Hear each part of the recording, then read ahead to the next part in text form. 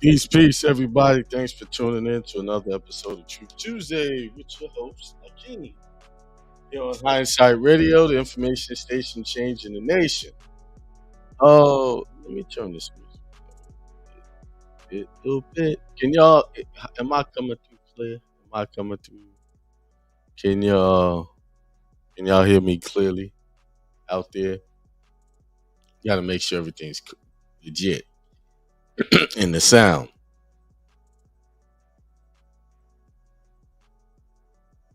Somebody text me. Um, somebody, I heard a text. What I did. Let's see.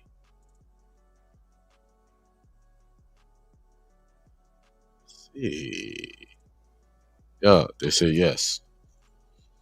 These glasses, they're a little dusty. Um, as you know, Dr. Umar Johnson is coming on uh later on. He's gonna get on about 9:15. So I got on a little bit early to kind of int- give an introduction. I need to turn this music down. Yeah. Um. So he's gonna be on talking. We're gonna talk about education mostly. That's what I want to talk about. His book, Psychoacademic Holocaust. He wrote a book on education, and that's the book there. I've had this book, shoot, for I had it since he signed it. You can see it there. He signed it. Uh October the 12th, 2014.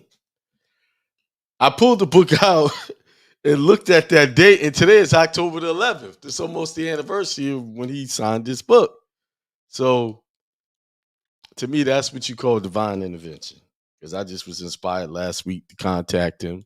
I've had his number for years. I've actually talked to him on the phone about um my hang on my camera a little bit. My son was when he was in middle school, junior high school. They tried to do that ADHD crap on him, and that made me look at some other avenues of getting some results. You know, of course, it was some woman who wasn't a psychologist. I think she was studying. Then they give ask all these questions and asking just, oh, based on these parameters, he does fit this criteria, blah, blah, blah. I talked to him and he broke it down to me what was going on. I bought his book. So I paid for a consultation and I bought his book. Um, and I did send a donation to his for his school as well. I did that as well. You know, this happened so many years ago. I forgot about that. I actually met him in person at an event in I think it was Hemingway, South Carolina. I was one of the vendors there at the event, and we actually took a picture. Actually, if you look at one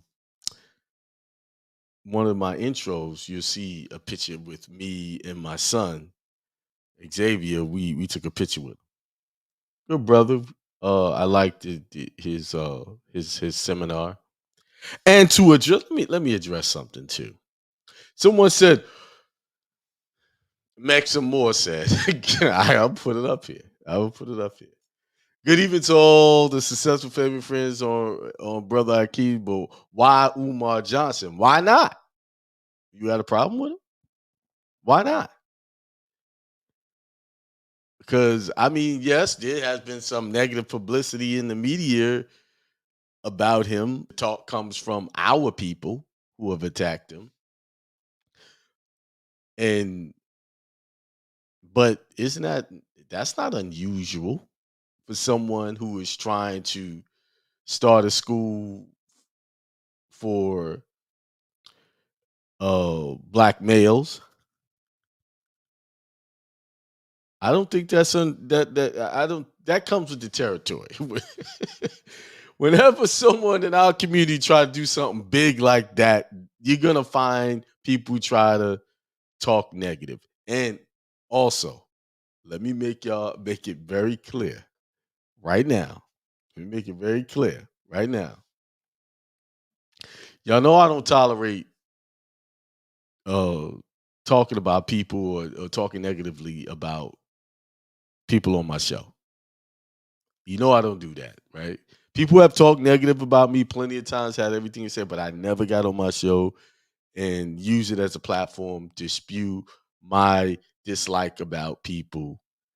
So we don't do that. You may not agree with what he's saying. You may believe some of the nonsense that have been have people have talked said in out there, but you're talking to someone who's actually stood in front of this brother and talked to him.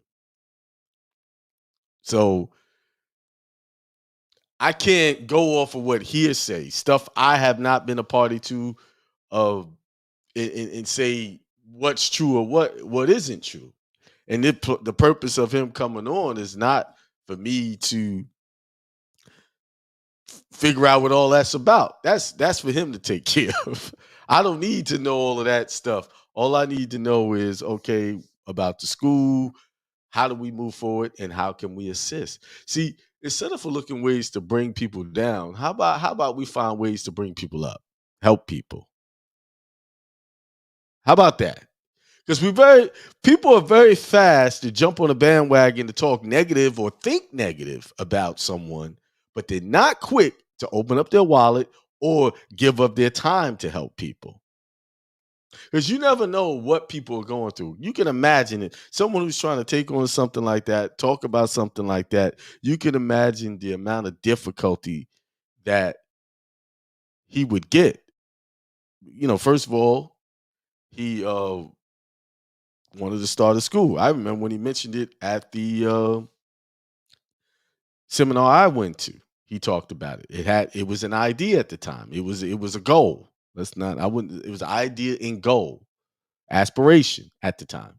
Now he has the building. He's got it. Now I'm not clear whether he started doing class, and we'll find that out tonight.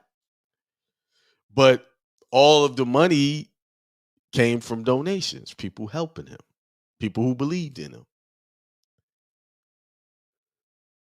People now, some people gonna believe in you, some people are not. Just like with me. Some people believe in me, some people don't. Some people disagree with me, but I don't have a problem.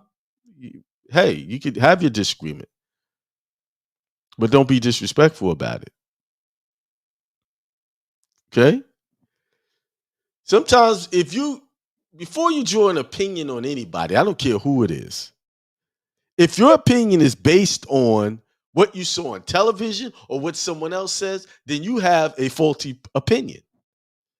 It's not a full-fledged opinion. It's not a good opinion because you didn't get opinion off of your own experience with someone.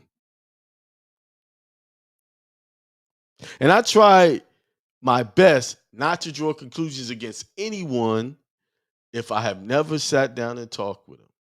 Like, for instance, people have opinion about Trump. People have opinion about Biden. They have all these opinions, right? But how can I say what these people really like unless I've met them for myself and talked to them and got an indication that something wasn't right?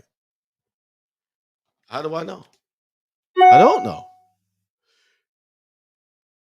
But if we started to promote prosperity, not just in money, but prosperity in thought, and put that out to our fellow brothers and sisters, I can guarantee you a lot of the issues that we have now will go away. One of the reasons why we have a lot of issues because people are more in tune with trying to find a problem than they are trying to find a solution. I'll tell you this, right now in this day and age, he's the only brother I know that's talking about opening up a school publicly and has moved forward and bought a building to even cater to young black males. I don't know anybody. I could be missing something, but I don't know anybody else that's talking like that and actually working towards that goal and doing that. So even myself is guilty to say, hey, we need to educate our own children. We need to do our own thing, but I haven't moved forward into doing anything for young children. He has. A lot of people, other people, oh, we need to do this, we need to do that. But most people don't move forward and actually do it. They just say that's what we need, and that's it. That's as far as it goes. So I'm hoping that after this conversation with this brother tonight, that maybe we can talk about helping them move forward in that goal. Despite some things you might disagree with, or things I might disagree that he might have said in the past listen, there's no working relationship that you're ever going to have that you totally agree with the other person. But what you can agree on is a common goal. Do we need to properly educate our children? Outside of the current system that is in place now, the compulsory education system that's in place now? Do we need that? Can we? I think we all can agree that we need something different for our children, because compulsory education and integration into that system have not served us well. Number one, you guys hear me say it all the time. It has taught and promoted us to be slaves. The regular public school system has taught and promoted everyone to be a slave. It When you go there, it doesn't talk to you about becoming a stockbroker or being financial, working towards a financial independency where you have your own job, your own business, creating your own wealth for yourself. Schools doesn't talk like that. It teaches you how to do what the teacher's doing. Get a job. The teacher's job is to indoctrinate you into the system of how they want you to learn. That's her job or his job, whoever you want to call it. That whole system job is for that. So I think people need to stop saying that the school system is broken. It's not broken, y'all.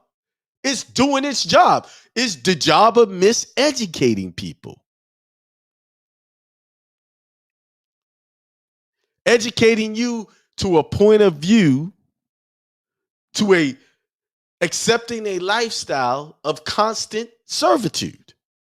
That's what it's there for. And for us people of color, it's there to design, is specifically designed to disenfranchise us.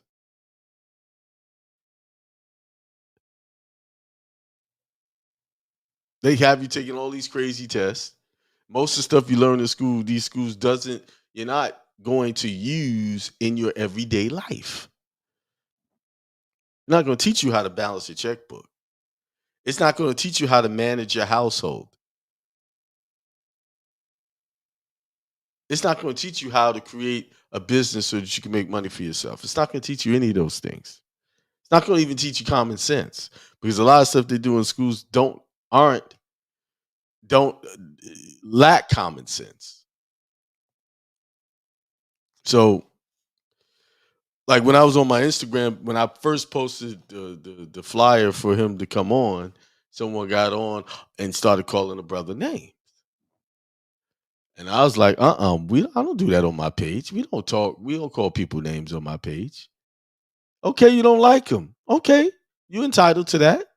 But you're not entitled to insult people because you don't like them. Not on my page. You can do it on your page or whatever. And I would do that for anybody else that you want to. We see, one of our biggest issues as a community, as a people, is we are very good at tearing each other down and getting into the going back and forth or backbiting. We get back. You this, you said this, you did that, and you look at this, and showing all the negativity. I think we have enough footage, enough audio, enough situations. I think we already have enough of that throughout history where we are being shown in a negative light. We don't have to add to it. We don't have to.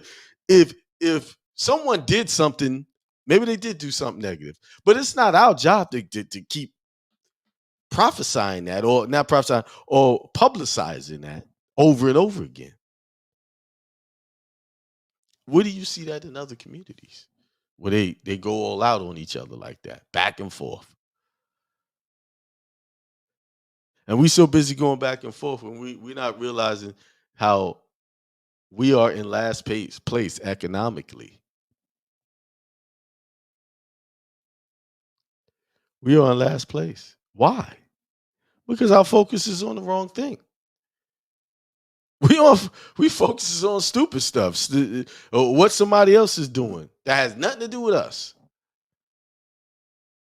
We so quick to draw a conclusion on someone without even knowing them, but we're not quick to draw a conclusion on ourselves and holding ourselves accountable for the why our life is the way it is. If your life is screwed up, who do you hold accountable for that? The system. Yeah. What is this? Was there and is there a system in place to keep us locked into a certain position? Yes, it was. But guess who's keeping it going? See, nothing works without participation. I repeat it. Nothing works without participation. Everything is by contract. Yes, they presented a opportunity of oppression and different things to keep us down. They presented that to us. But at some point, we got to realize we accepted. We're accepting a lot of this stuff, and we're moving forward in it by our own actions. Number one thing we have done is we haven't taken control of the minds of our children at a young age. We've allowed an institution to control, and I'm talking about myself included. We've allowed an institution to control the minds of our young children. An institution created to destroy you. Period. Nothing more, nothing less. It was created for the benefit of corporations to make money. And in his book, he talks about how the drugs they're given to these young boys, these Schedule II drugs, and shows how the pharmaceutical companies play a huge role and create customers out of children in as early as elementary school. I know that's true because you know I know teachers who worked in the school system and always complained about um how they always had that one child, at least one in their class that was on some type of was on that drug called Ritalin, which is a Schedule II substance on the level of cocaine and opioids and stuff like that. So they're giving highly addictive drugs to children just so they can be quiet for those few hours so the teacher can continue to miseducate. Now, no hit on teachers. I think teachers loved it. Most teachers want to do a good job, but they unfortunately they work in a system that is designed to miseducate.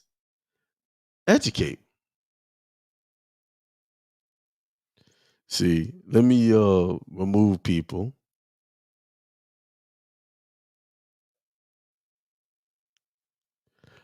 Let me you see people come in to be you get black. You get blocked when you say stupid stuff on here. I don't tolerate it. I don't know why people spend their time trying to hate on other people. You could be spending that time on creating some income for yourself, creating wealth for yourself. I don't have time even if I don't got time to go back and forth with people about what I don't agree with about them. Anyway, who's out there? They love made me lose my chain of thought. We got Corinne, happy Tuesday, peace. Hindsight Radio says peace, prosperity, extreme wealth to all. Yazizia Bay said peace. Greg Bunn said peace, gods. Peace and blessings to all. Matthew Johnson's got the A-OK. And Meximo says okay. All right. If y'all got, if y'all got some questions y'all want to ask the brother when he do come on, y'all can.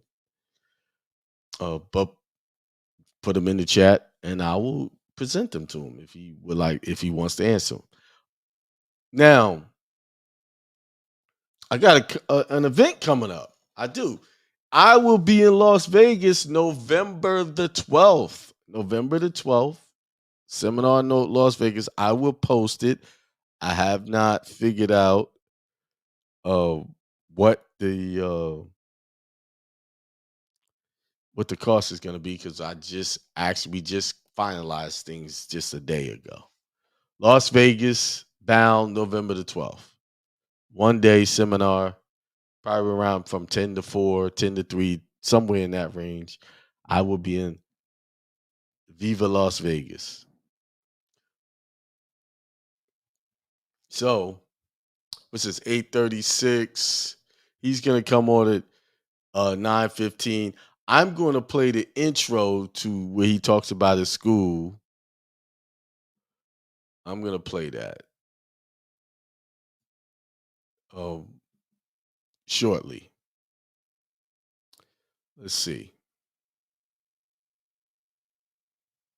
Now, it's what is it? October 11th. October 11th. October 11th.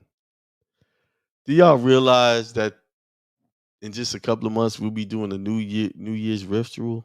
It's October, November, just a couple of months. We here already. Just a couple of months. Get ready to start writing down what you expect to happen for the new year, what you want to happen, what you want to manifest,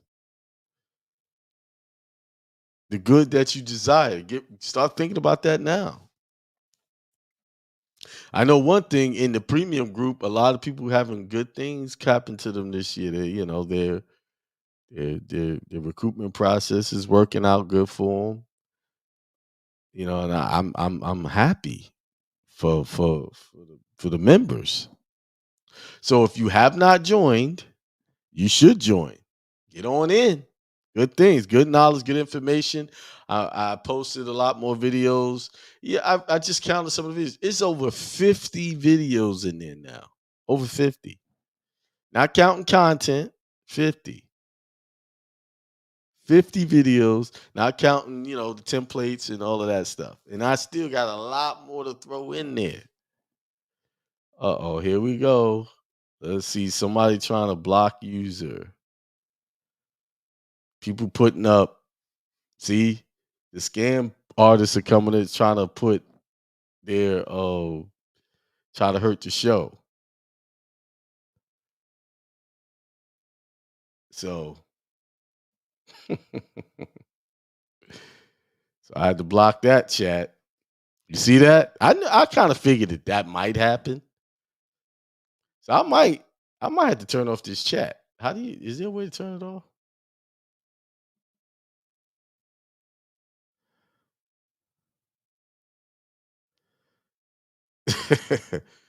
Listen, if y'all don't like him, why are you here? Why are you here to talk about? If you don't like him, why are you here to tell your negative opinions? Bye. I see I'm gonna be blocking people all night. I might have to recruit my wife to get on and start blocking people while I'm doing my doing the show. He said he only goes on platforms. I've seen that brother on so many platforms where he was asked some tough questions. The haters gonna hate. If you don't, you know what? Let me tell you something about haters. Having haters. That's Having haters shows you are doing something right. And if you can't handle this level of negativity at a certain level, then you don't need to be in the spotlight. You don't need to be. So someday, some of y'all are gonna be in a position where you're gonna have a lot of following, people looking up to you. And guess what's gonna happen? You're gonna get like I get hate all the time. I get emails. I get like this here, people doing this, trying to destroy the show. But anyway, let's move on. So New Year's is coming up. I'm sure a lot of you had a lot of good things to happen and y'all wanted to continue. So keep your mind in a positive space so that you can manifest and be able to live out the good that you desire. Stay away from the negativity. I know this year a lot of good things happened this year for me. Had some challenges. I ain't gonna deny it. We got some challenges, but oh, but I got it. I don't know. Somebody said, "What's wrong with these?" these people, these poor people, just people who got nothing better else to do but try to cause havoc wherever they go. That's wrong. They're mentally disturbed.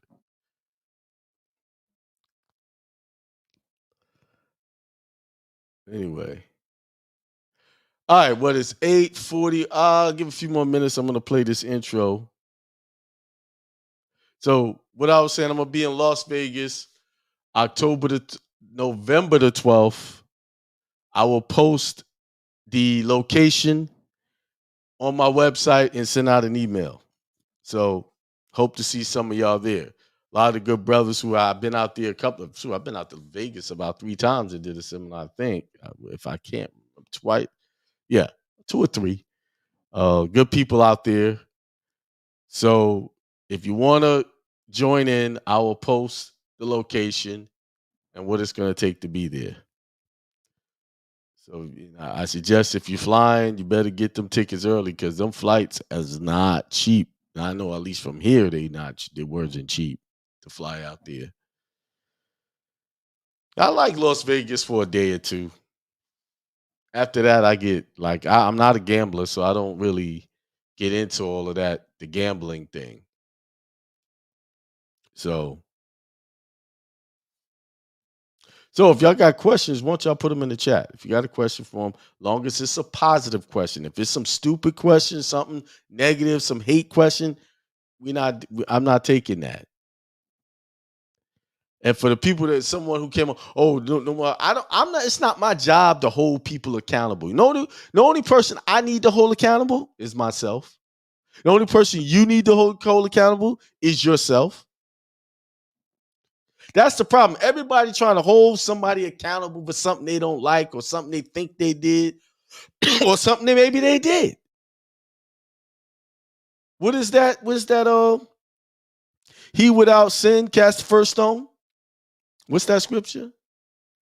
Be careful who you judge, because you yourself shall be judged too. It's not my job to hold anybody accountable. It's not anybody's job, but the person who is in that situation. It's their job to wake up and see maybe they need to change their ways. And who are you or who am I to say they need to change their ways? Who am I? Who am I to say, hey, you got to do this and do that? Who am I? Even in my own household, I got to be careful when I do that. Got to worry about myself. I get checked on. That. My wife be telling me, you need to worry about yourself. She said that a lot to me. and she's right. She's right. Because guess what? We have peace when I focus on myself, right? She has peace when she focuses on herself. But when we start focusing on the flaws of each other, there's no peace. So we got to put up the white flag. Listen, you check yourself, I check myself. You see? I agree with you, Aaliyah Bay. I think he does get treated unfairly. I agree with that. I agree. But what I notice is our community that's the ones that try to destroy the brother. It's our community. In all the interviews I've seen, it was with our people trying to throw curveball questions at him. But here's the thing. The brother been going strong for a long time. And he's got a huge following. And he's been on shows like The Breakfast Club. He's been on Vlad TV. He's been around. And I'm sure if there was some type of issue with the whole school thing, that would have been something else. So listen, he's the only brother I know talking about a school specifically educating black young men. It's 15. Okay. I think it's time. Yeah, they do be trying to, yeah. They do be trying to crucify the brother. They do. They do. See, I met the brother and talked to him. I don't know him personally, but we've had conversation, a brief one.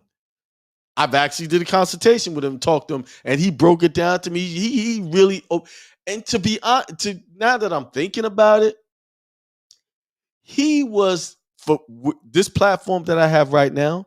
I have to partly thank him because he was like one of the first contact with this alternate thinking that I came in contact with.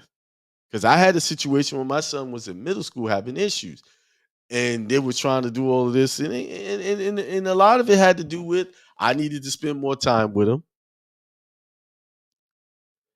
and uh, and I had to change his diet. He was eating processed foods. When I changed the diet from the processed food, his behavior changed. So I know a lot of these diagnoses and misdiagnoses, if you look at the children's diet, that affects behavior. Okay, yeah, please block those people with the bad comments for me. Thank you. Um, my wife just said she's gonna do that. She's gonna handle that. So thank you. Um, the what I was gonna say. Oh, godly. Go on to how's she gonna do it? I don't know. She's asked me for the password for YouTube. I don't know that by heart. I just log in. I guess I'm gonna have to do it. I don't have time to. Maybe while I'm on when I play the video, I can stop and figure that out and get that to her. Oh, yeah, because you know how you just log into stuff. But anyway, he was one of the first people that I came in contact with that made me think differently about a lot of stuff. I think we talked about 30 minutes or more on the phone, and he was breaking everything down to me. And then I went back. I haven't read his book completely, but I read a good bit of it. But it's a good read. It is a very good read. There it is. Y'all need to go support the brother. Go get the book. Read it. It's a good read. It's an eye-opening book. And I can relate to this, what goes on in the schools personally. Not just because my son, but myself. But I'll break that story down when we do the interview.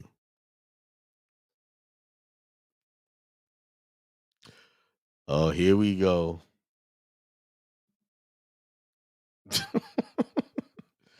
He talking about, listen. Well, if you think the buildings, somebody put up there, the abandoned buildings he called a school.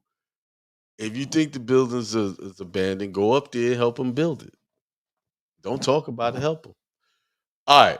So it's 8:48. Let me share the video with you guys.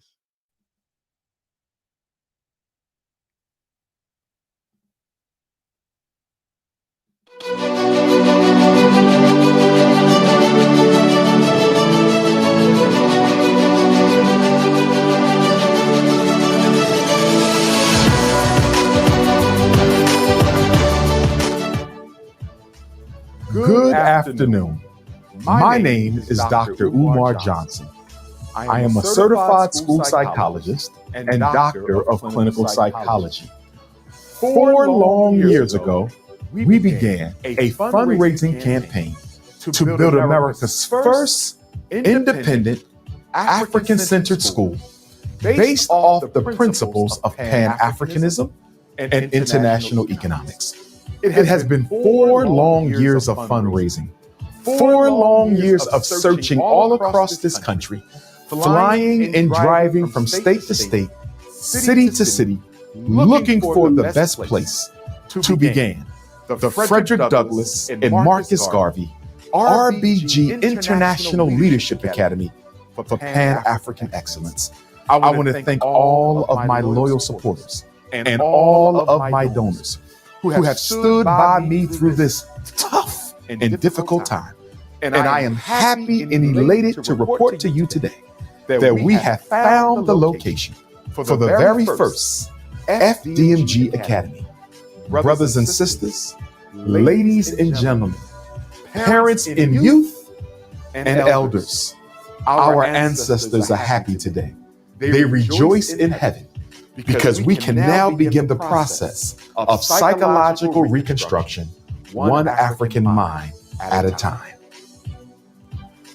At the Frederick Douglass and Marcus Garvey Academy, we're going to be teaching our young men along the lines of 6 key sciences. The first science will be economic and financial science. We want our young men to understand wealth as opposed to money. We want them to understand international investments, banking.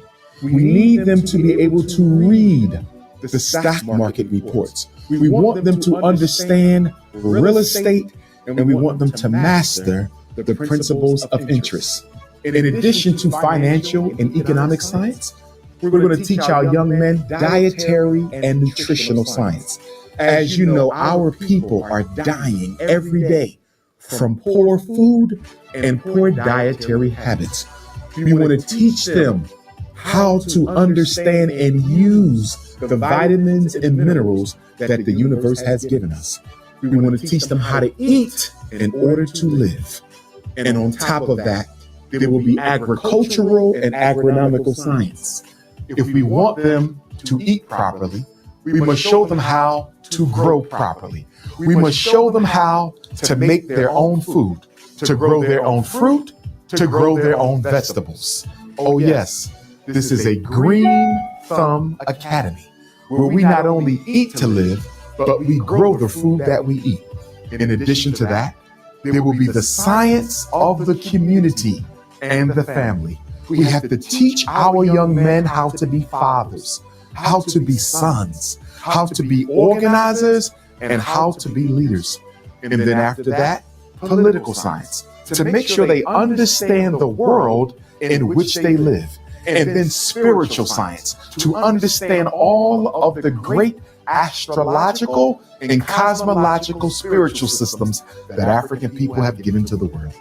And last but not least, we must also make sure they understand the science of being men. This is why the Frederick Douglass and Marcus Garvey Academy exists. This is what we intend to do within the sacred walls of this great institution.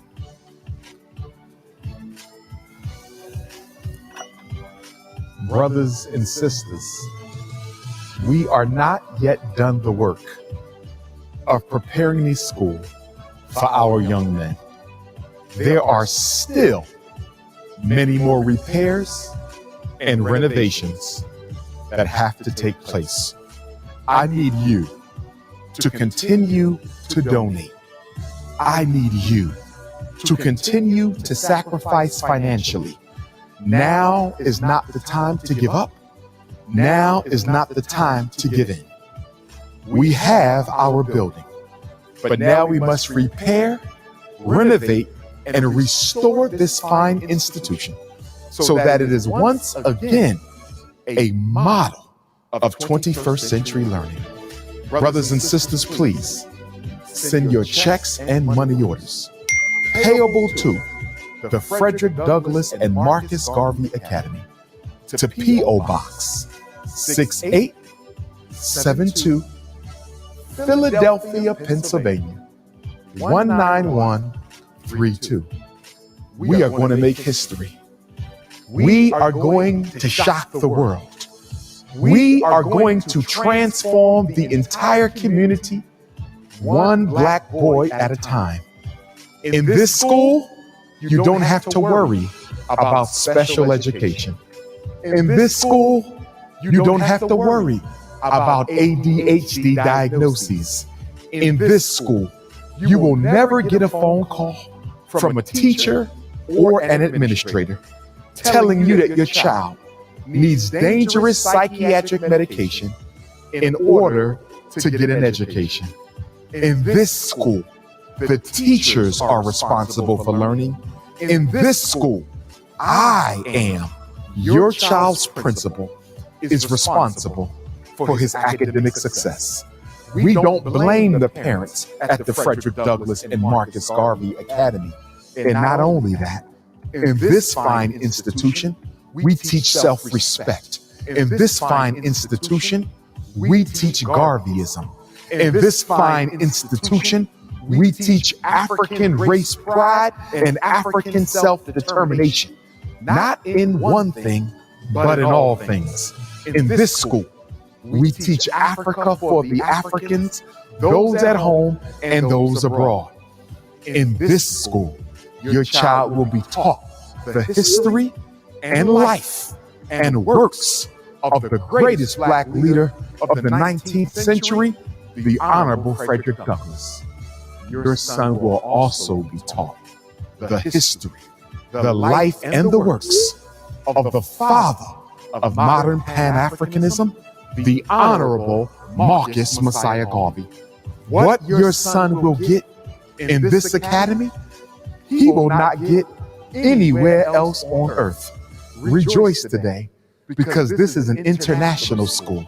And the beauty of what we are going to do here at the Frederick Douglass and Marcus Garvey Academy, the beauty lies in the fact that where this great school is located gives our young men in Maryland an opportunity to learn here.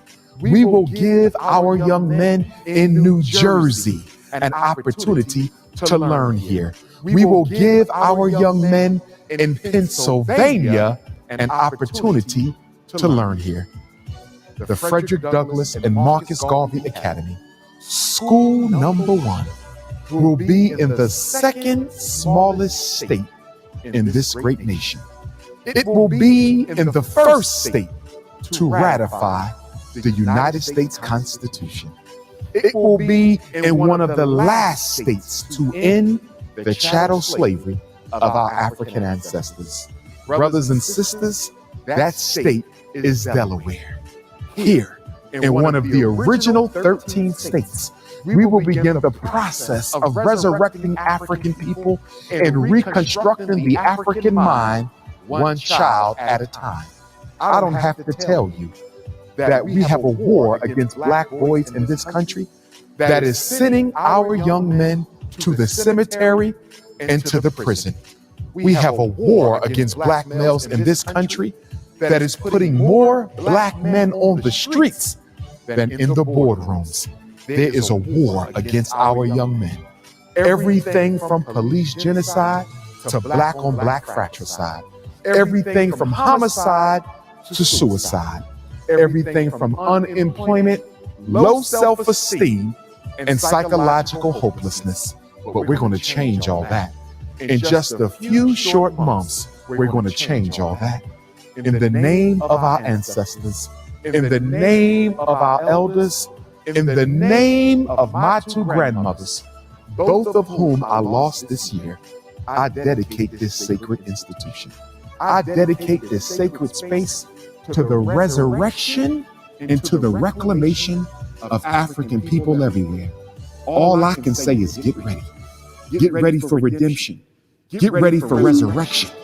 Get ready to rejoice, because the Frederick Douglass and Marcus Garvey RBG International Leadership Academy for Pan-African Excellence is about to open its doors.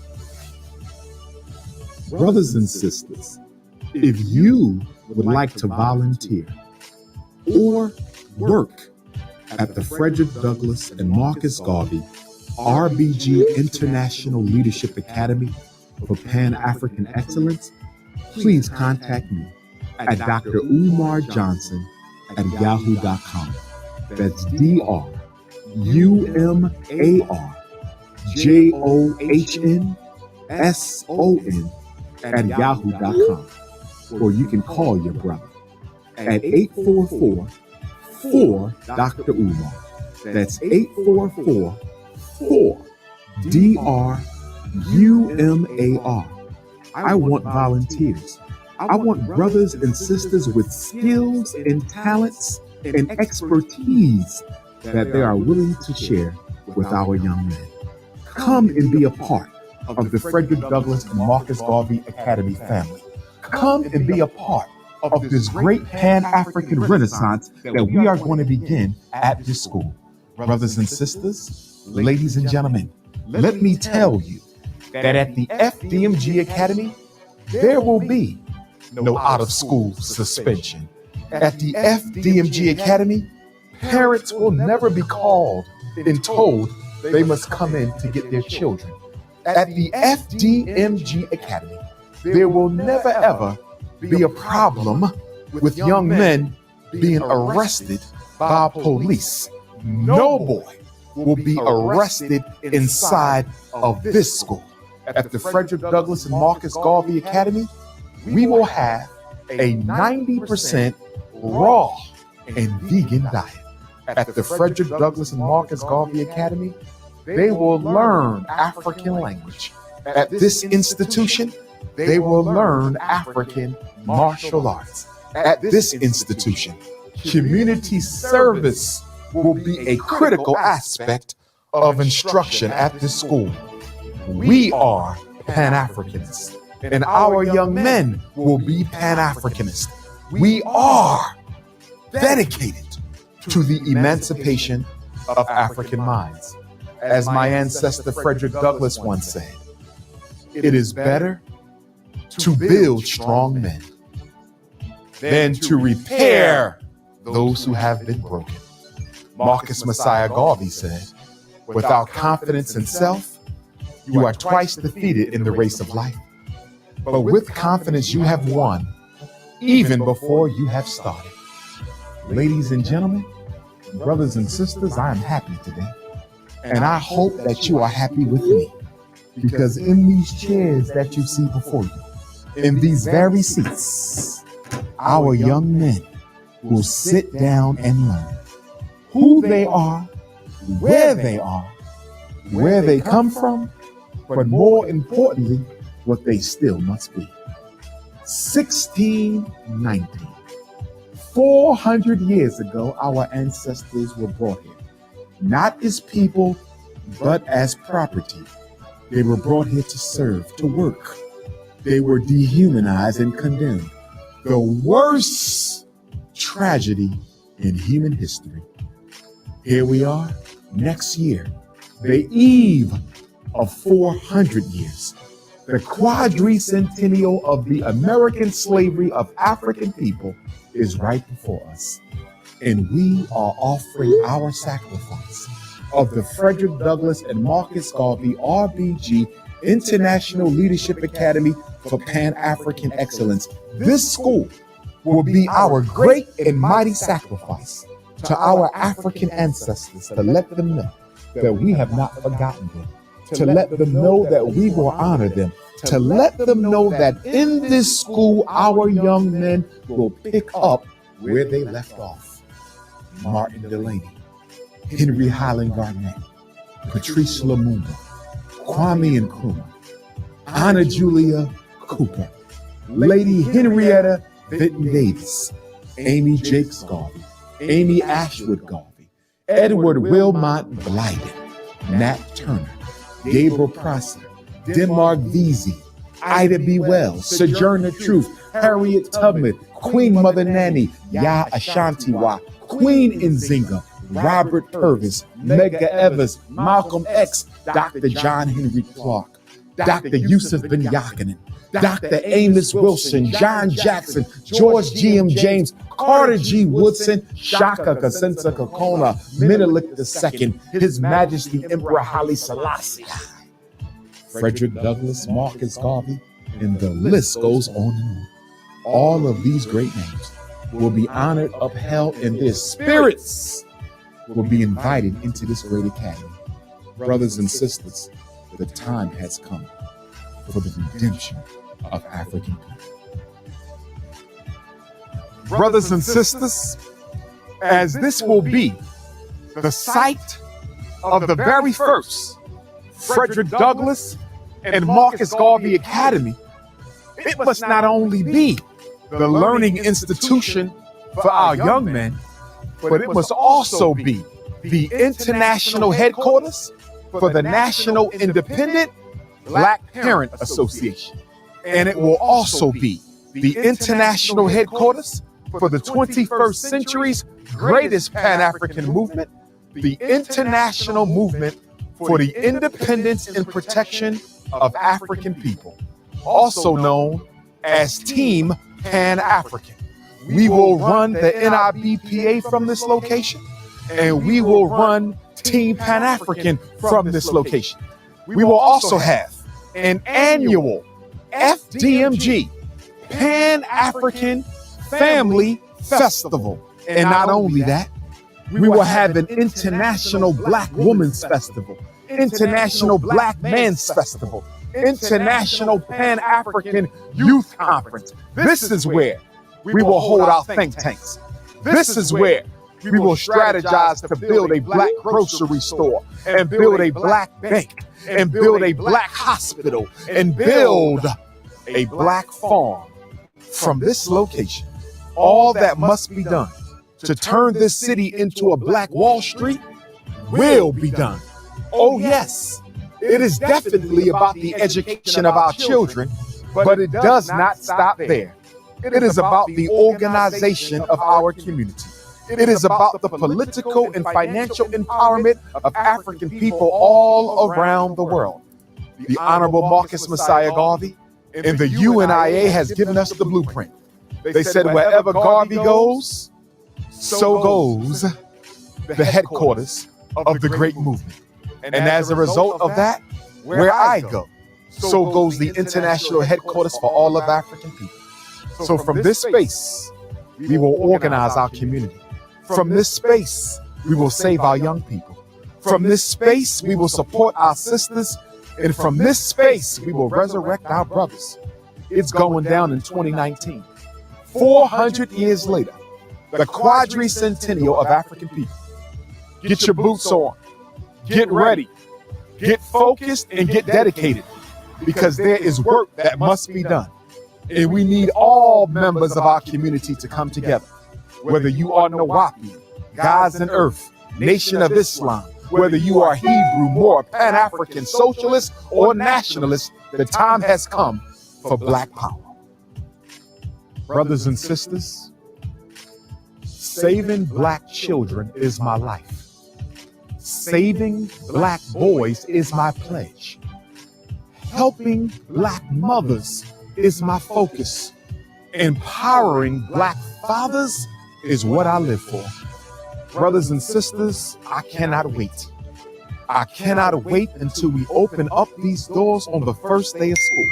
I can't wait to see all the young men being dropped off. I can't wait for all the Black mothers to be so pleased at the fact that they finally have a school for Black boys, by Black boys, and in the interest of Black boys.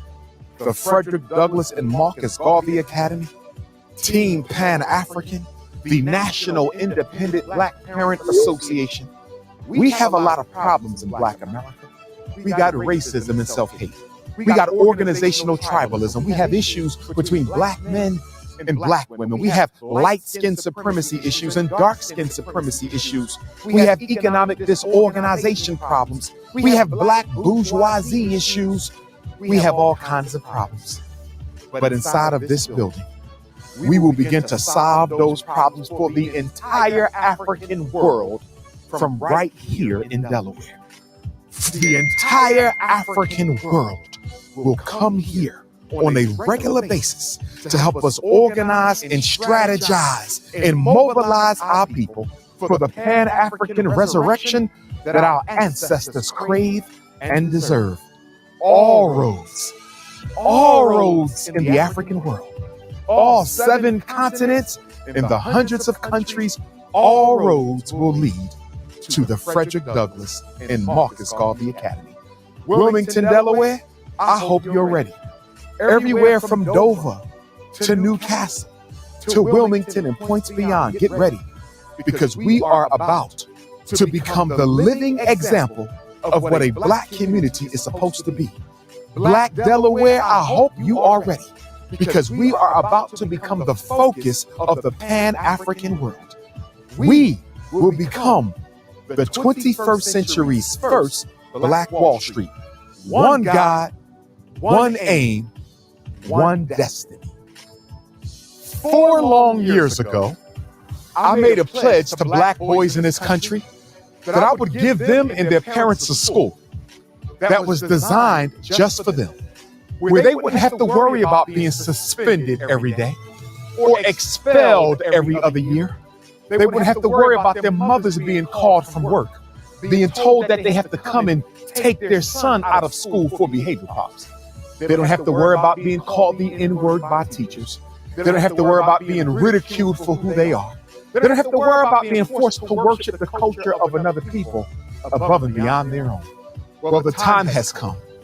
I have kept my promise, and I will deliver to our young men and their parents, especially our single mothers, a school that will be a heaven on earth, a place where our young men can be, where they can not only survive, but also thrive.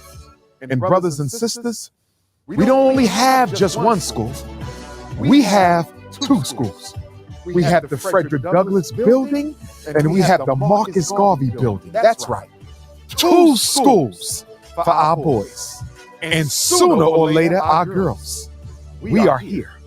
The time has come. Our ancestors have spoken, and the Frederick Douglass and Marcus Garvey Academy will be a reality. Not just a school, but a community center.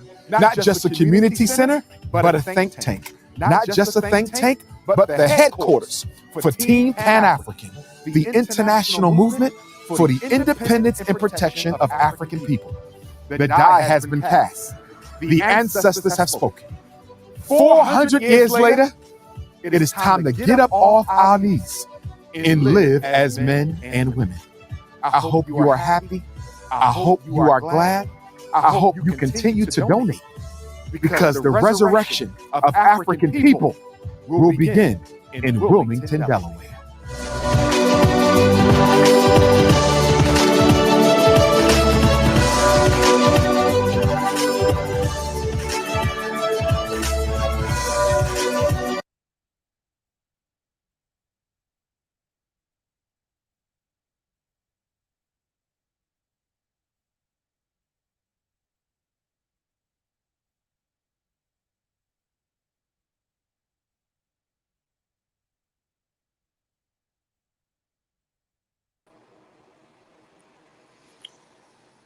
I can't hear you, good brother. Not sure if you can hear me. It sounds like you turned. I think I heard you for a minute there. Nah. That's my bad. I had my. There we go. My bad. I had my mute because I was trying to deal with technical difficulties while I was playing your introduction. But hey, thank you for joining me. Glad to be here, brother. Glad to be here. We met a long time ago at a seminar. I think it was Hemingway, South Carolina. Okay. We had a brief conversation, wasn't long. And then I did a consultation with you. You helped me with my son when they were trying to diagnose him with ADHD. Gotcha. Just an update on that. He's a grown now. He's 27 now. All right. Wow. I figured out it was a dietary issue, and I had to be more engaged in that change. Sir. Yes, sir. So, but anyway, one of the things I wanted to share with you, wanted to talk about, is your book, which I had and you signed, and I was reading through it. Yes, sir. And I, they talked about the pharmaceuticals that they want to, fill our young boys up. Yeah. Oh, that's your new book? That's the new book, Black Parent Advocate. It's the follow-up. Okay, part two. Yes, okay. Sir. Black Definitely. Y'all see that Black Parent Advocate? Go get it from the brother. Go to his website, drumarjohnson.com. I will put that link in the chat. Before we get really started, I just want to say, man, I had to cut some people off in the chat, man. They just was going ham. Oh man, I'm used to it, brother. It's all right. It is all right. I always say, if one of them could lay claim to having done more for the race than I have, I wouldn't have no critics. Absolutely. And that's what I say. I've tried to tell people, when you are doing something at a certain level and you're trying to do good, you're always going to have opposition. There's Oh, no success without opposition. And that's your absolutely. test to see how you can break through those barriers That's and right. deal with people like that. So anyway, so let's talk about, how's the school coming along? How's that coming It's, along? I see it's you got the coming. building. Yeah, we've had the building since 2019. It's been about 3.5 years now. We were somewhat stagnated because of our inability to find dependable, reliable Black contractors in the area with integrity. Right. That has really been the biggest reason why the schools are not renovated. So I had to make a decision. And I made this decision the week of the FDMG second annual festival, which was September the 10th. So the first week of September, I decided that I can no longer wait on Black contractors to help us finish this job. And so I contracted with a white-owned HVAC company. And I hate to have to say this, but it's the truth. I met them one week and the HVAC was put in place the very next week. Mm. After waiting 3 years for Black people to help me do it. Broken promises, no shows, people taking your deposit money, never showing up to do the work, starting the work, not finishing the work. The white company had the HVAC up within a week after we met. Mm. I could attest to that. I know that's the truth, because currently we're dealing with the contracting issue at the home, and they show up when they want to. I can relate to having that type of issue, and just being a businessman myself, you meet a lot of challenges trying to deal with our folks. And one of the reasons why I believe we have these issues is we do not have a love for doing business with each other. We Uh, are we have we're it's easy for us to, we'll take and allow another group of people to do the business and do less quality work and mhm, be happy with that. absolutely. And one of the things I like what you said in one of your programs, you did a seminar, and you were saying our biggest issue is us. Absolutely. I, yeah, we had issues before, that was these systems that were put in place, but right now we're helping these systems keep running. Absolutely. So, if you want to elaborate on that, Yeah, our disorganization has reached epic proportions. And although racism, white supremacy remains our single greatest enemy, we are without question its greatest accomplice and our second greatest enemy. Our unwillingness to unite in order to save ourselves is what has earned us the disrespect and contempt of the rest of the world. We are the only people in the world who will not unite collectively in order to save themselves. We have no internal racial code, no internal community code. We are absolutely in love with white folks. There's nothing that they can do that would make Black people wake up and just separate and do something for ourselves. What makes it worse, though, is we are raising our children. Every subsequent generation of Black people, the children, they're being raised in a self-hating culture, in a self-hating atmosphere. If you look at it, the entire Black community functions on conflict. In the rap community, the whole rap community is based on conflict. If you want to sell your albums, you need to be at odds with another Black person. You see the same thing in the R&B world. You see it in the sports world. You see it in the church. Black churches competing with each other for members. There is no collaboration amongst us. Everything's based on competition because of our self-hatred. Yeah, I'll have to disagree with you. There's no collaboration. We have collaboration on barbecues, football games, all Yeah, the things that destroy us, help us destroy ourselves. That's where we have our collaboration. Funerals, we yeah, come we come together. Family come together the most when we have a funeral. So there is collaboration. It's just not proper collaboration, meaning absolutely. not Progressive. what we need. That's a collaboration. No And political, economic infrastructure. right. So, and one of the things that, like, we're not going to agree on everything. I say that. I work with people all the time. I do business with people, and I don't agree with some of the things they say or do. But one of the things we have to agree on, we have to do something about our economic infrastructure. If we don't, we're done, because other groups of people are outpacing us in buying up property, buying land, and they're seeing to the education of their children and legacy. You go into, let's say you go into an Asian business. What do you see? You see them working in their business, their children working in their business to keep that business going. Mm-hmm. You see? Let me manage this. So people keep putting these crazy messages here in the chat. But anyway, so yes, I agree with that. We're the only group of people that don't work together. And how do we fix that? Is it fixable? It's fixable, but it has to be fixed intergenerationally. And what I mean by that, and this is why education is so important. This is why, I decided to start with the Frederick Douglass Marcus Garvey Academy. As my ancestor Frederick Douglass said, it's better to raise strong children than to repair broken men.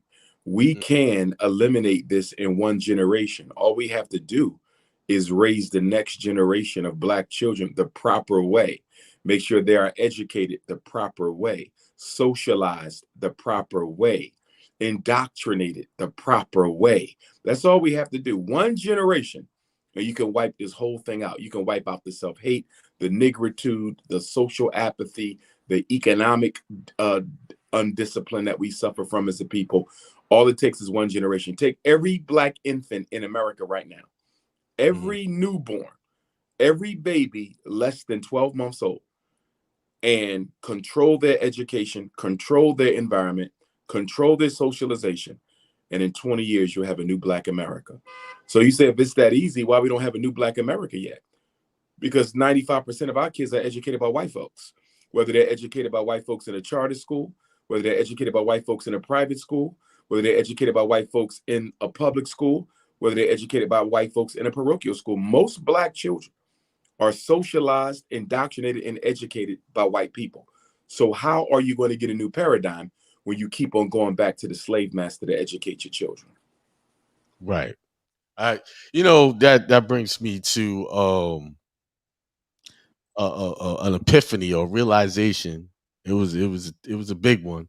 I was trying to educate my daughter, and I kept trying to figure out why she don't want to listen to me.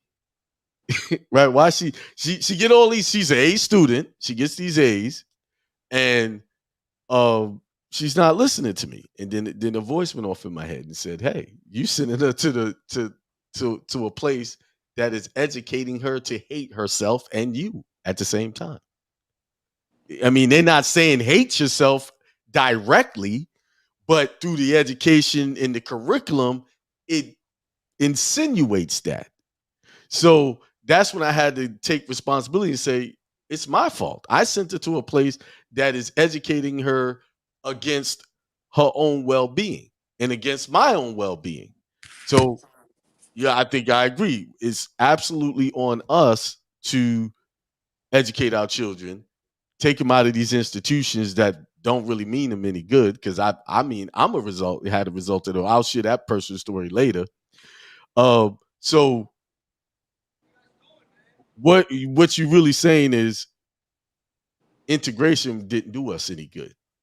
Integration didn't do us any good, but I think also Black people have to stop trying to scapegoat the late, great Reverend Dr. Martin Luther King Jr. when it comes to integration. Dr. King was assassinated in 1968. Okay, integration did not really begin to manifest until the early 1970s. So Dr. King was already 6 feet in the ground when the federal government started forcing states and counties to comply with its desegregation mandates. Black people did not desegregate or integrate because of Dr. King. They did it because they love white folks. Look at us now. Dr. King is nowhere around. And where do we shop? Dr. King is nowhere around. And the average Black person, as soon as they get a master's degree, they feel the first thing they have to do in order to look successful is to move into a white suburb. Dr. King isn't making you do that. Look where we bank. Look where we send our kids to school at. Dr. King is not around to be given credit for that. We love white people. We love white people more than ourselves. We love white people more than our children.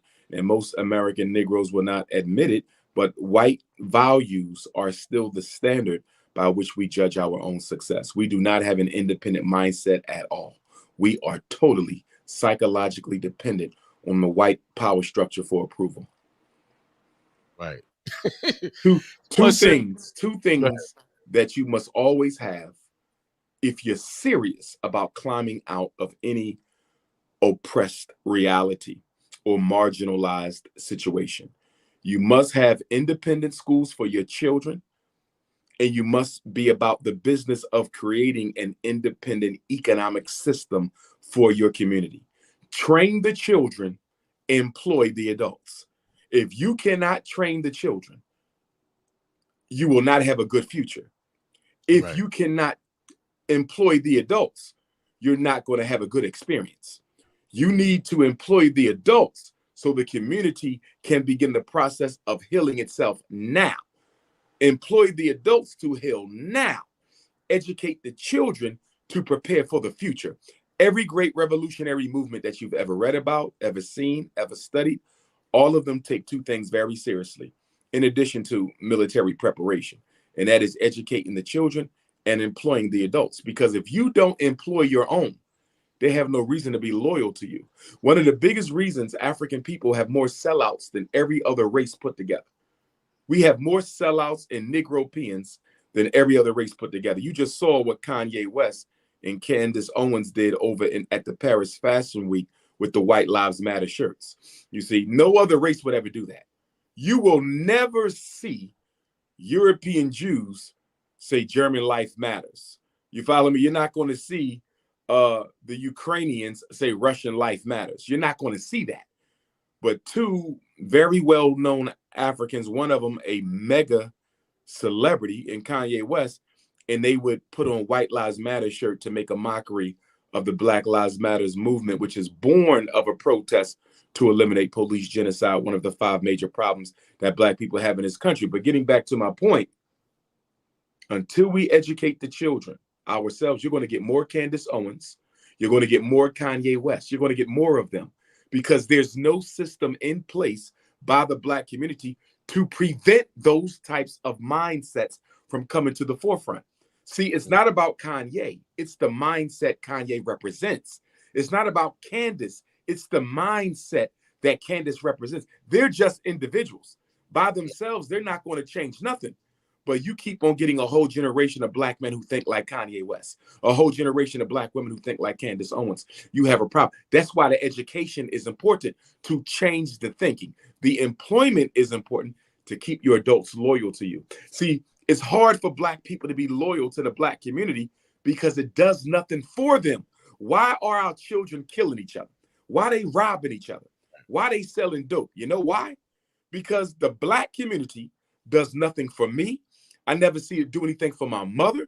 It didn't do nothing for my grandmother, my uncle, my auntie. How can you be loyal to a community that does nothing for you? Well, right. It doesn't employ you. You don't get a job. You can't, and a lot of times, sometimes you get employed by different, your own is always some type of financial issue with your pay that goes on in that situation. So yes, you're right. Out now, is it an issue we don't have the money to do it? Oh, we have the money, my brother. We're a $2 trillion economy. We are a $2 trillion economy. That means we're the 10th richest economic power on the planet. We are the wealthiest, speaking of non-material wealth. So we don't have oil and gas and gold and diamonds. In terms of income, we are the wealthiest African community in the world. The American African is the wealthiest African community in the world in terms of income. We always talking about Black Wall Street, but we don't own a single Black Wall Street. No city in America, 50 million Africans spread across 50 states. 50 million Africans spread across 50 states, and not a single community where we own the school to educate the people, the hospital to save the people, the bank to invest in the people, and the supermarket to feed the people. You don't have a single Black Wall Street in America. That is unacceptable. You have Latino communities self-contained, Chinese communities self-contained, Irish communities, Italian communities, Jewish communities, Cambodian communities, all these other ethnic groups who came to America after us. And don't get me wrong, I understand there were impediments put in our place, but in the post-Dr. King era, where we have had an explosion of income and occupation, an explosion of income, occupation, and credential, it is no excuse why you can't find a single Black community that has those four essential institutions.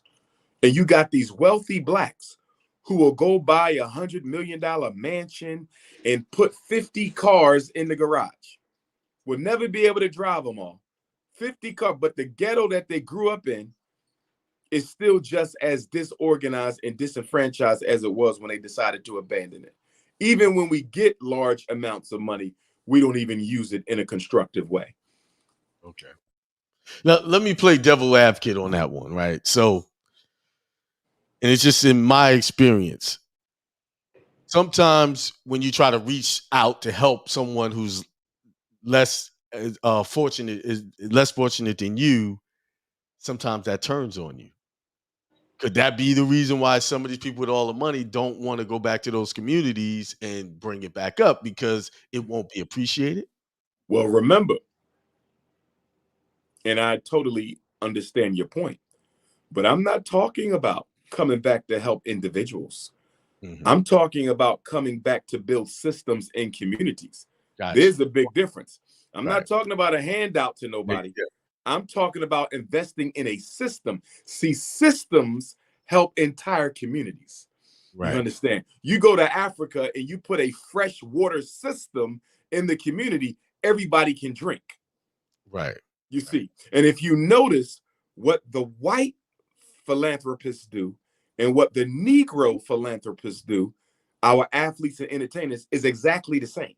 When they come to the Black community, they help individuals. They never create systems. Walmart doesn't create no systems in the Black community. Okay. Right. Sears and Macy's, when they come, they will help a few Blacks. Because they know, as you know, the biblical adage says, you teach a man to fish, he can eat for a lifetime, but if you give him a fish, he only eats for a day. Depending on nobody wants to empower the Black community. Right. Nobody wants. So what do you do with the people who you have to give something to, but you don't want to empower? You make sure it's individual handouts. You give them a fish. You never give them the ability to fish for themselves. That's what all our athletes do. That's what white philanthropists do. That's why charity has never liberated anybody. Right. You can't go anywhere in the world and show me where charity has liberated people. You know why? Because charity comes from the rich to the poor. The rich have no intention of liberating the poor. So they only give you crumbs, and they give you just enough to survive for the moment. They never put you in a position to survive forever. We don't need handouts. We need systems. Come create an economic system, a school system. Right. We need systems. I would have to. I see your point on that, because when you go, like, say, if you can't pay your light bill, you can go down to the local one of those charity places. They'll give you just enough to pay the light bill. Just enough to pay the light bill. The problem's going to exist next month because people are not making their bills. Absolutely. If you look at all the handouts that have been given to Black Africa and Black America, if you look at all the poverty programs that have been implemented in Black Africa, Black America, Black Caribbean, anywhere where we are, you would say, why are there any Black people in poverty when you look at the type of charity that has been given to the Black community? Because they're not giving you systems of liberation. They're not giving you systems of empowerment. They are giving you isolated donations and acts of charity that you cannot build upon to empower yourself. Right. And make you stand in line for it. And make you stand in line for it. Right. You're right. So with that being said, nobody's saving Black people unless we save ourselves. Nobody, for example, right now, you hear all this conversation about reparations. Right. I support reparations. Marcus Garvey is the father of modern reparations. The reparations movement was born from the umbrella of Pan-Africanism. We are the ones who invented the reparations movement. None of these new people talking about it invented it, but a lot of our young people don't have an education. They think these YouTubian podcasters are the ones who gave birth to the reparations movement, would let you know how well read they are. But anyway, it bothers me that you have people in these reparations conversations who are saying things like, Black America will not be able to fix ourselves until the government gives us reparations. First of all, that is a lie. Second of all, that is a cop-out. Mm-hmm. Third of all, that is a distraction away from the $2 trillion. Why do you have to wait on the government to give you some money when you're giving Michael Jordan and Nike $2 billion a year? You giving McDonald's $1 billion a year. Black women giving the Korean hair care industry $30 billion a year. We're giving chicken, turkey, beef, and pork $800 million a year. Children's cologne is about $20 million a year. What are we talking about? We need reparations before we can fix our situation. You know what that means? It means we do not want to take economic responsibility for ourselves. If you say name one Achilles heel of Black America, name one, it is the failure to take economic accountability and responsibility for how we handle our disposable income.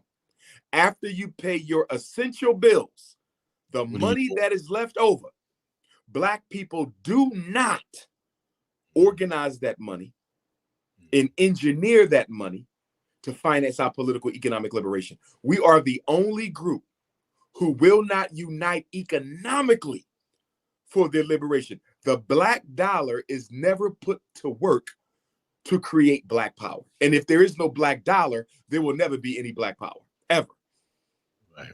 But because of our self-hatred and our lack of commitment to liberation for everybody, the Black dollar remains an enemy of the Black community. In fact, I would argue that the Black dollar is racist against the people who own it, because the Black dollar has no problem touching the Chinese hand, the Jewish hand, the Anglo-Saxon hand. The Black dollar has no problem touching the Latino hand, the East Indian hand, but the Black dollar never wants to touch another Black hand. Mm-hmm. We are an economically retarded people, and we're sitting around acting like we need reparations to fix our situation. That is a damn lie. We don't need reparations to fix our situation. You got communities in this country with way less than $2 trillion who are doing much more than we are. It's not about reparations, but because we don't want to be responsible with the money we have, we want to wait on the government to fix our problems. And the danger of that argument, my brother, is that it suggests what it tells the government: you got these Negroes right where you want them, because they're saying they cannot improve without your help. Without a government check or handout, Black America is doomed. That's the narrative coming from the reparations camp, and I totally reject it. Right. Yeah, you hit it on the head, because the one thing that I notice our people do is they don't want to give up them checks. If they get in some type of freebie situation, they do not want to give up that. Now, I'm just speaking from my own personal experience, where I was in a situation where I owned a barbershop. I was cutting hair and I was making some decent money. But before that, I economically, I was challenged. I was broke. Let's put it like that. And I lived in a place where it was rent subsidized, right?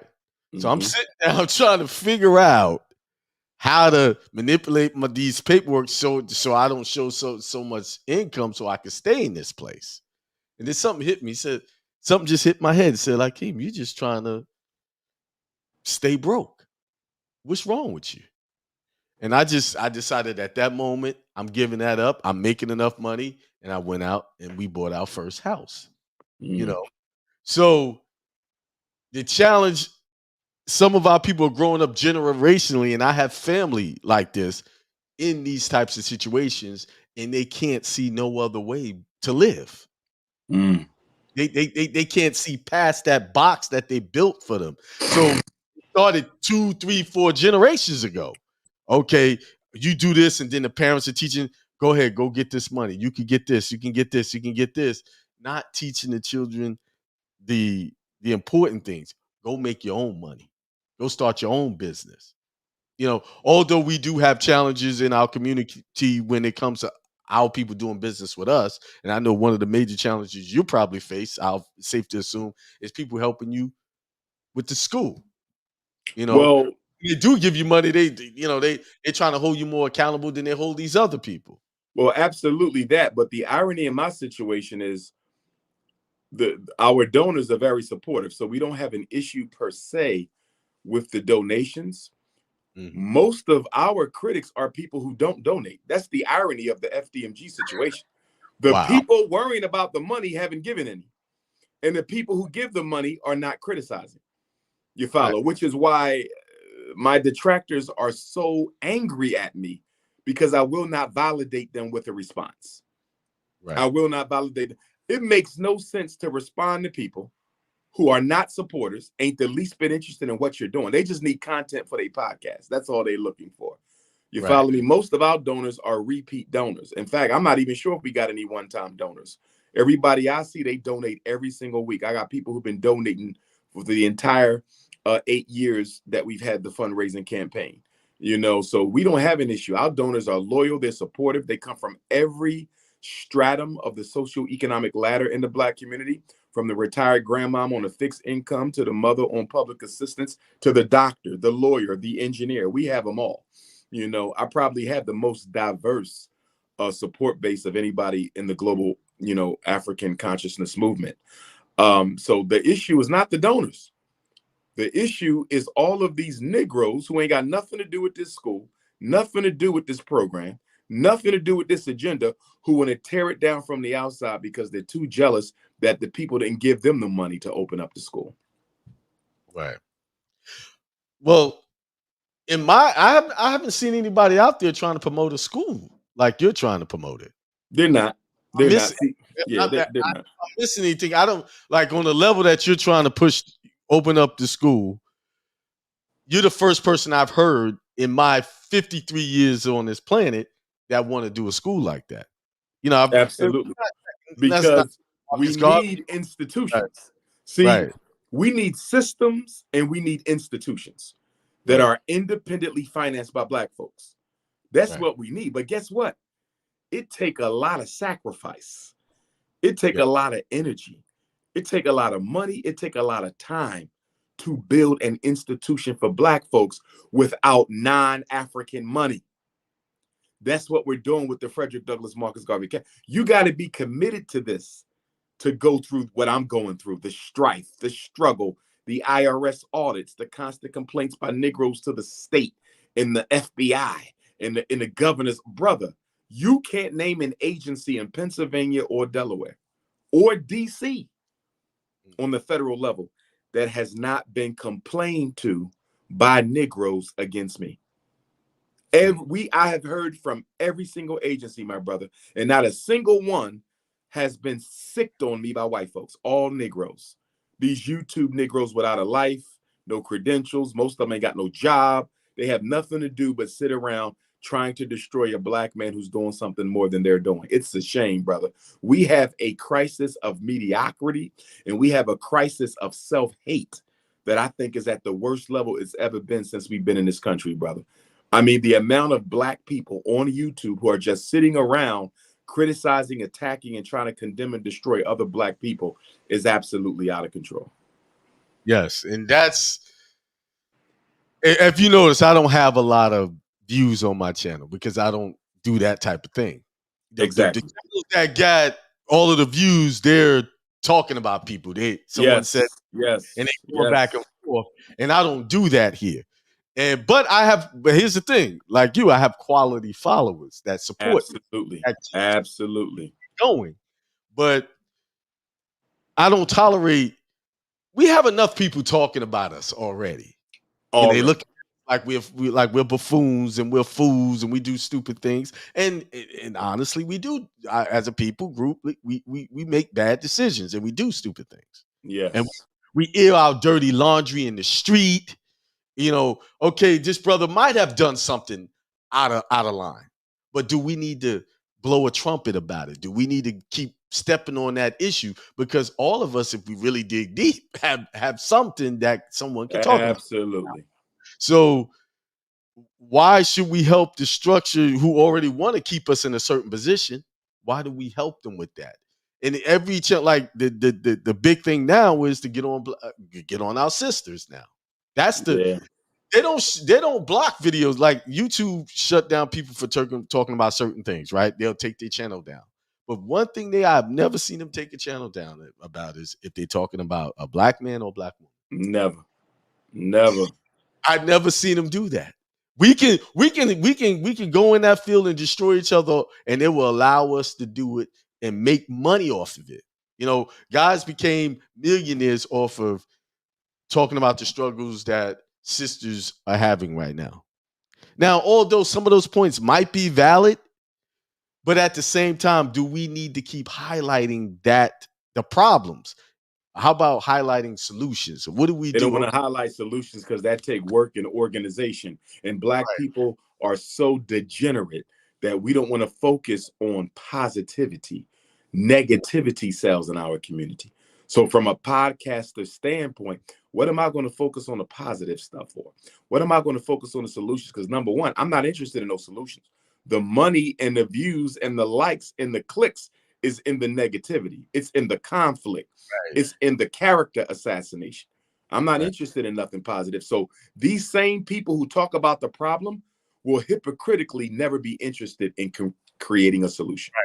The people who talk about the problems will never be interested in creating a solution because their discussion of the problem isn't based on a sincere concern. It's based on licks, clicks, views, and AdSense.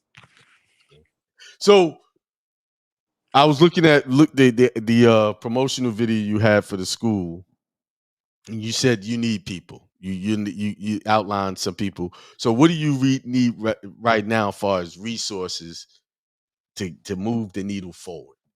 Well, right now, it is it's the contractors right now. We might be okay.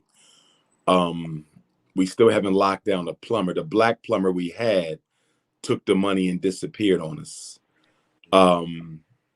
So we have to find another plumber to finish the work. That's where we're lacking somewhat. But I think we'll be okay with the small school, the Garvey building. We might be okay. We're going to have some trouble. Well, not trouble. We're just going to have another fundraiser for the Frederick Douglass High School because that school is about 4 times the size of the Marcus Garvey building.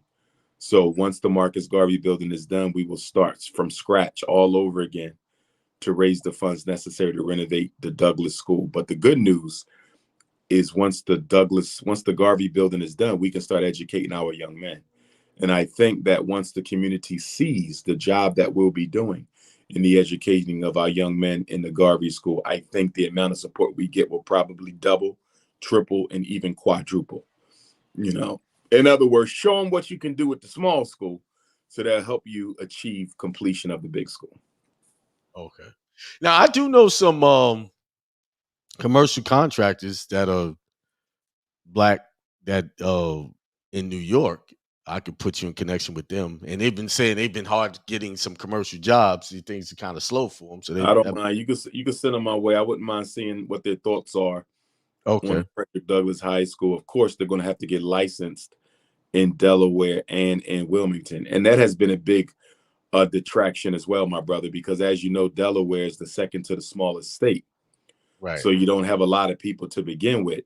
And First. Wilmington, the city of Wilmington, requires their own license separate from the state. You know, most states don't operate like that. If you're licensed in the state, you can practice anywhere in the state. But in Wilmington, you have to be licensed not only in Delaware, but a secondary license in the city of Wilmington. And so a lot of people just kind of throw their hands up and they're like, I can't deal with all of this. You know, if I lived in Philadelphia, my brother, the school be renovated already. Why? Because Philadelphia has thousands of plumbers, thousands of HVAC techs, thousands of carpenters, thousands of thousands of roofers, hundreds of sprinkler companies, hundreds of fire alarm companies. But I'm dealing with the second smallest state, trying to find people who look like me in the second smallest state with integrity and character to help me carry this out. And that has not been good. Right. Okay. All right. Well, I'll pass it on. Hopefully it'll work out. I'm not a plumber. I'm not a none of those things. But I believe it'll come through. It'll work out.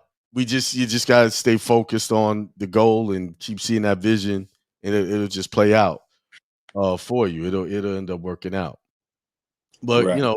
struggle, no progress, right? No struggle, no problem. I mean, we're in a good place. You know, Yeah. I'll tell you, brother, ever since we got the HVAC put in place, and of course, they're still working on those units. They got to be tied in and finalized. But ever since the festival, there's been a good energy that has come with the school. We've been able to move a whole lot quicker. And I hate to admit this, but it's because we're using non-African labor. I mean, now that we're using white folks, brother, stuff is moving quick. It's a shame, man. It hurts you. You know, on the one hand, you're happy, right? Because you're moving. But on the other hand, you're sad because it's like, I waited 3.5 years for my people to help me do this. And so when I get the white folks, they done more in 30 days than we've done in 3 years. And it's just a shame. So that brings me a question. Considering the sense of urgency that you have to get this open, why not take what's going to work? Well, I Regardless. have to at this point. That's exactly what we're doing now, my brother. Right. Because at some point, you got to read the writing on the wall. And I've had Black people come to me, elders, contractors who are not able to do, commercial level work. But they say, hey, listen, Dr. Umar, we know you race first, brother. We know you Garvey. We know you red, black, and green. But we have to say this to you, brother, because we want to see you succeed. If you're waiting on our people to get you to the finish line with your school, you're never going to get there. Right. You're never going to get there. And what bothers me, my brother, is if I was who I am in any other race, if I was a school psychologist with my following and my presence, if I was who I am for the Latinos or the Chinese or the Arabs or the East Indians or the Native Americans, if I was who I am in any other race, that whole campus would have been done the first year, my brother. Would have been no year 2. Would have been no year 3. If they were in the condition our children are in, if they were in the condition our children are in America's schools, and I am who I am to them, brother, them schools, that whole campus might have been done in the first 3 months. It would have been no ifs, ands, buts. It wouldn't have been about no money or none of that. They would have just done it because they have that love and commitment to their people.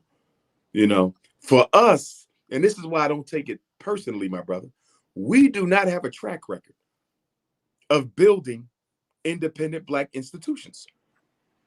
How many independent Black institutions can you name? I'm talking no loan from a white bank, no handout from the government, no donations from white people or white corporations. Absolutely. I don't know any. I don't know any either. Every institution I know that's Black is subsidized by white folks. Every single one that I know. Right. And I knew that for a fact because I read the statutes, and every year they're allotted so much money for the schools. Absolutely. They have even the independent Black schools a lot of them ain't independent. Yeah.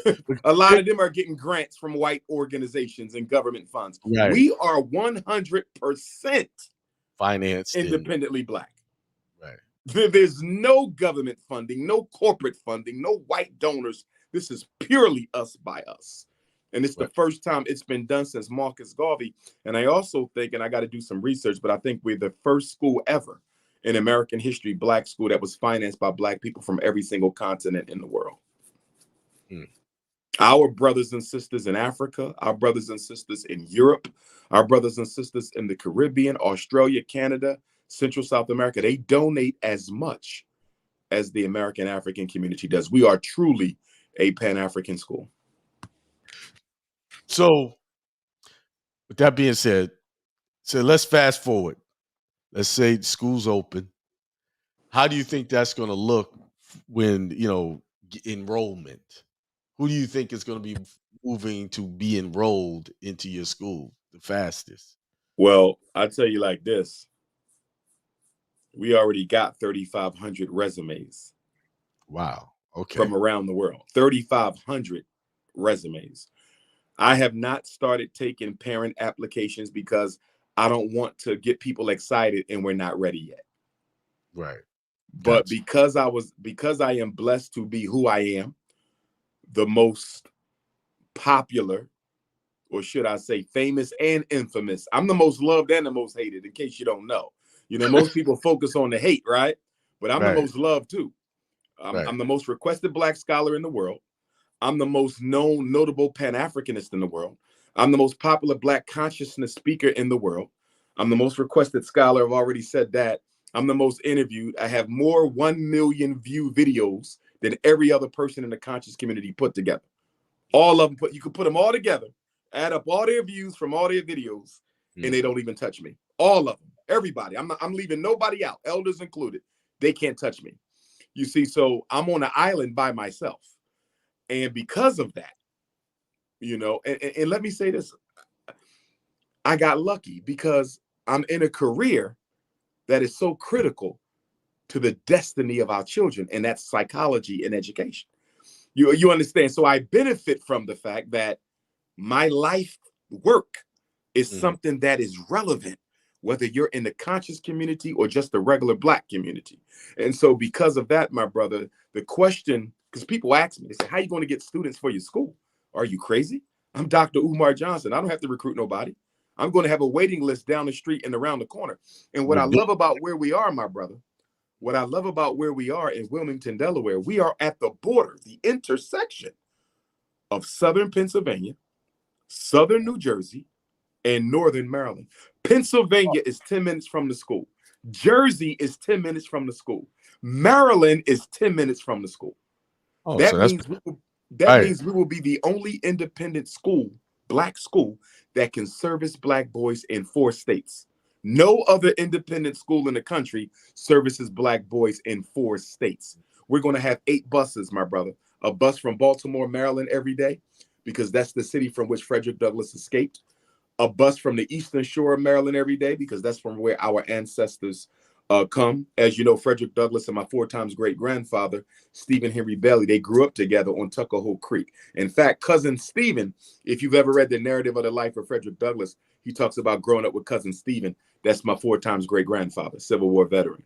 Okay, so we're going to have a bus come from Eastern Shore. A bus is going to come from Trenton, New Jersey. A bus is going to come from Camden, New Jersey. A bus is going to come from Dover, Delaware, Wilmington, Delaware, Chester, Pennsylvania, where Dr. King earned his seminary degree, in Philadelphia, Pennsylvania. 8 buses. You just got to get your child to the bus stop, and we're going to be servicing Black boys from 4 states.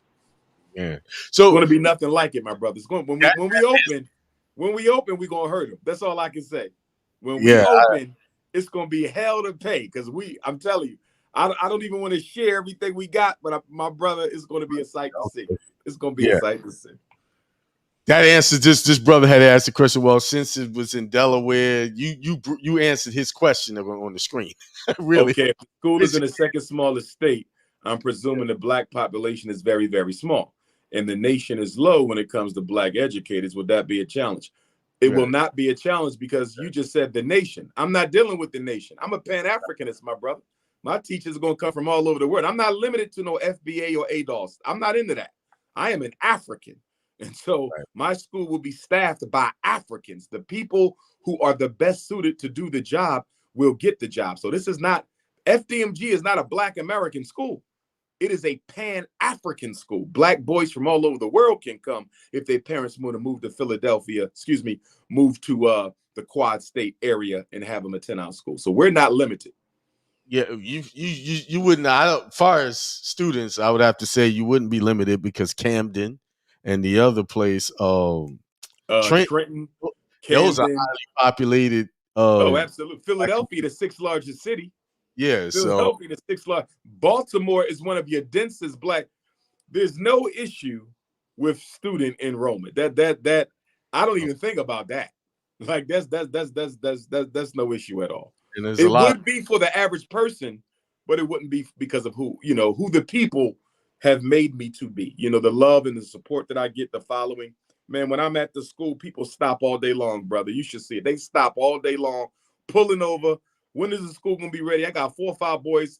I can't tell you how many people said they moving to Delaware once the school ready. I got people already who have relocated. They're already there. Economy there. That's going to change the economy. Absolutely. I could see once the school is open, businesses building themselves around that.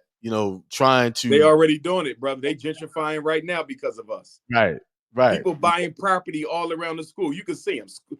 Houses that was abandoned is now redone from the ground up because they anticipating the influx of black folks who are going to want to be a part of the FDMG movement, because it's not just the school, my brother. We educating by day, but by night it's a community organizing headquarters. We having 2 conferences a month: Black Women's Conference, Black Men Conference, Ex-Offenders, Investors Conference, Black Media Conference, Black Youth Conference. And all that's going on at the facilities there. Absolutely. Remember, we got 4 buildings, my brother. 4 buildings, okay. 2 schools. It's 2 schools, and 2 gyms. We're the only independent black school in the country with 2 schools and 2 gyms. Nobody else got that. The whole block is out. We bought the whole block. We are Black Wall Street. Someone was asking about they needed information about your parent boot camp. Yes, the Black Parent Boot Camp. Let me speak to that. Okay. I have a training that I do. I don't do it often because it takes a lot of energy and a lot of time. And it's called the Black Parent Boot Camp. It's 12 hours long, from 8 in the morning until 8 at night. 12 hours. We do stop for lunch. We do take breaks. I train parents on how to be an advocate for their children, or how to go into business as a professional parent advocate themselves. So for those 12 hours, you learn the disabilities, special ed disabilities. You learn the mental disorders. You learn how to write letters. The federal special ed amendments. The federal laws that control the schools, 504, IEP, psychological evaluations, how to read the evaluation, how to understand test scores, behavior modification, ADHD, psychiatric meds. I literally give you everything in this book and so much more in those 12 hours. And my next boot camp, my next boot camp is going to be in Philadelphia on Saturday, November the 19th.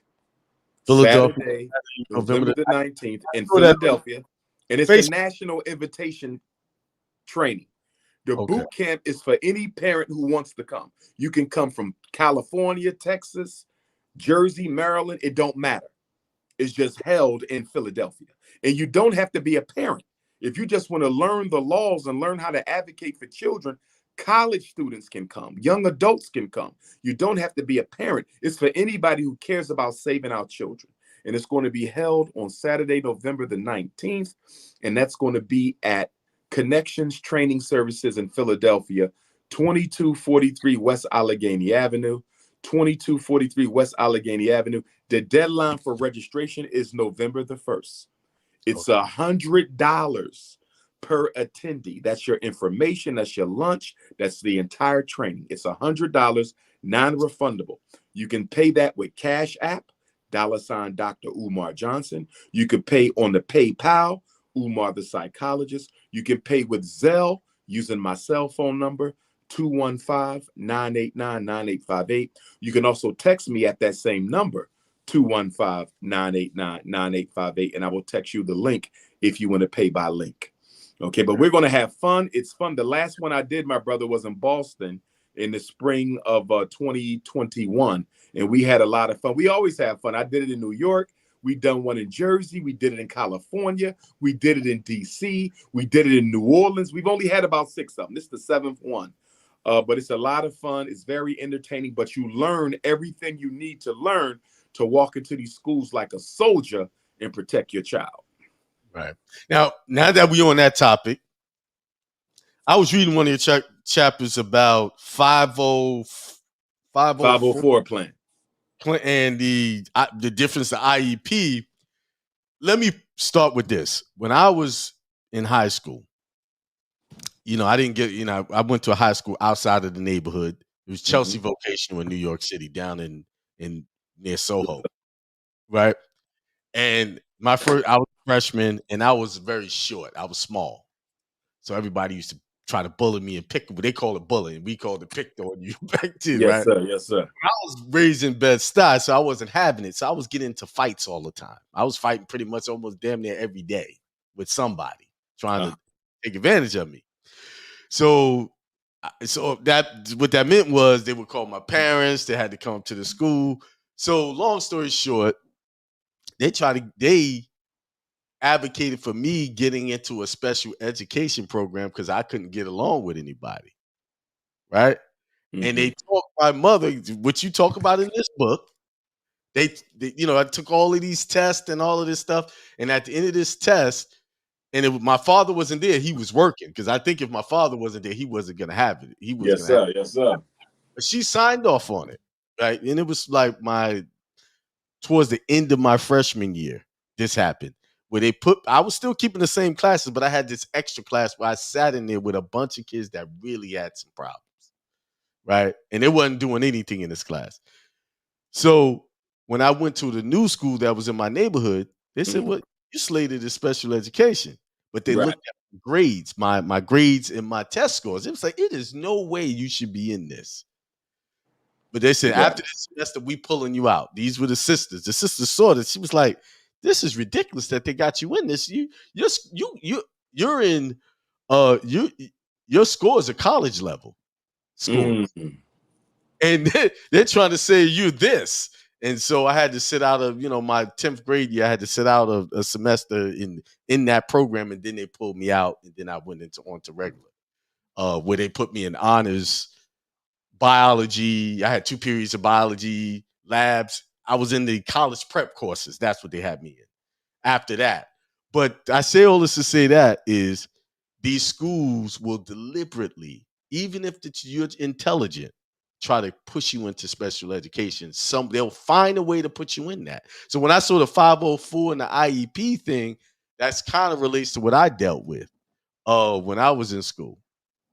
So absolutely. It's about money, my brother. Special ed is the modern day slave trade. Just like when they was snatching us up on the shores of Africa, my brother, for money, they snatch us up on the shores of public school for money. Every black boy is a potential special ed victim because the school is always looking for a way to increase the amount of money in their budget. And special education is a guaranteed form of income. The minute that boy's name goes into the computer, by the end of the month, that school district is going to get a special ed check for that child. Wow. You follow? It's about the money. It's not about helping nobody. That's why we go in and we never come out. They say, "Why my child's still in special ed?" Because they getting paid. Right. And it took somebody the biggest racket ever to get me out of it. It was somebody who looked at it and said, "Nah." And it was. I remember the woman who got me out of it. When she saw the scores, she said, "It is no way with these scores that you need to be here." Well, they also use it for a behavioral trash can for the black boys they don't want to be bothered. That's what it was. If that was because I was. It wasn't like I was having problems with the teachers. I was having problems with other students. They would try me. Behavioral trash can. And now here's the thing about it. Ironically, I would say most black boys are in special ed for behavior. And guess what? It's illegal because special ed is for learning problems, not behavior problems. Right. Special ed is for learning problems. If you can learn in a regular class, you cannot have an IEP. You can't. If you ADHD and you can learn in a regular class, you cannot have an IEP. If you are emotionally disturbed or autistic but you can learn and do as well as the other kids. You have no business in the special ed program. But most Black parents do not know that. And that's why my crusade is as important as it is. You know, that's why I do these boot camps, my brother. But you know what? I'll tell you this, though. It's a bittersweet agenda, because as soon as I think I'm making an impact, I'll get a phone call from a parent. Like this morning, I had the Black Parent Teleconference. I did it on TikTok and Facebook simultaneously from 6 a.m. until 9 a.m. this morning. And if anybody wants to see that conversation, they could go to my Facebook and watch the whole 3-hour Black Parent Teleconference I did this morning. But, you know, you'll get parents who still making some of the same ridiculous mistakes that you've been preaching against for 25 years. And I'm like, I've been doing this for 25 years. Why y'all still testing 5-year-olds for special ed? Why y'all still putting 6-year-olds on psychiatric medication? Why you still got 7-year-olds being diagnosed as intellectually disabled? They're too young. Can't nobody tell you your 5-year-old is retarded. What's wrong with you? You don't give permission for them to label a kid that young. Right. And the reason they want to label them that young is they want to get the money started as soon as possible. The younger he is, the more money comes to the district. So it's just educational homicide. That's what's going on. Killing them. That's exactly what it is. Not function. By the time he get to high school, he might not. He's not going to finish. Well, he's not going to finish because the stigmatization of special ed is so heavy on a child. You know, the bullying, the special ed bullying by the kids who are regular. You know, they pick on you so bad, you don't even want to show your face in school. And by the time you get to high school or middle school, you are so far behind the regular kids that now you not only have an academic barrier, you have an emotional barrier to go into school. Special ed is the school to prison pipeline. When I speak in prisons, right, I always ask the men, raise your hand if you were a special ed student. Do you realize damn near everybody in the jail was a special ed student? That's how they ended up in jail, because they were in special ed. I'm telling these parents, if you knew the percentage of Black men in prison who had an IEP, you would never sentence your child to special education. And it's all by consent, so they don't have to do this. It's all by consent, my brother, which is why I get so upset when parents say things like, they put my child in special ed. No, they didn't. You had to sign your name 4 times before your child get put in special ed. You got to sign permission to get evaluated by me, the school psychologist. You got to sign agreement with my psychological evaluation. You have to sign agreement with the IEP, and you have to sign the special ed service agreement. Your name was signed 4 times before your child was taken out the regular classroom. Stop saying what they did and start saying what y'all did. And that's another issue. We don't read, we don't care to investigate what someone is telling us about, you know, hey, well, you need to do this. And we rely on a system. That baffles me. When we rely on a system, has never done us any good. It's like we walk into these schools, my brother, and I'm watching Black parents. They walk into these schools and it's like they under a hypnosis of white expertise. You know, so when they walk in there, the white folks, they don't question or nothing. Yeah. I'm sitting there like, you didn't ask them one question about your child. They said he need to get tested and you signed off. You didn't ask a question. You didn't say, well, this good or bad, side effects. Can I change my mind? You know, what's the worst that can happen? I mean, just we walk in there and we are under a hypnosis of white supremacy in them schools. I'm telling you, brother, I'm sitting there like, why did you sign that? Because they asked me to. Right. So, but at the same time, these same people ask you 1,000,001 questions. Oh, man. Listen, brother, when I evaluate Black children, not all the time, but I've had some Black parents put me through the ringer about my evaluation. You know what I used to get from Black parents? They would say, why is your evaluation only 9 pages? The white psychologist gave me an evaluation that was 30 pages. And you know what I told them? I said, let me tell you what you don't understand. You don't understand quality over quantity. That's number 1. Right. His evaluation is 30 pages full of lies and bullshit. My evaluation is 9 pages of the truth. It don't matter how long it is. The length of an evaluation does not speak to the quality of an eval. But here's the biggest part, my brother, that they don't know. Mm-hmm. Whenever you get a report from a psychologist that's 30 pages or longer, you should question whether it was completed by a computer program or by a human being. You know, in psychology, we have computer programs where all we got to do is put the IQ scores in the computer program, put the reading scores, the math score, put it all in there, my brother. And the computer program will write the report. It will print out a report for that child.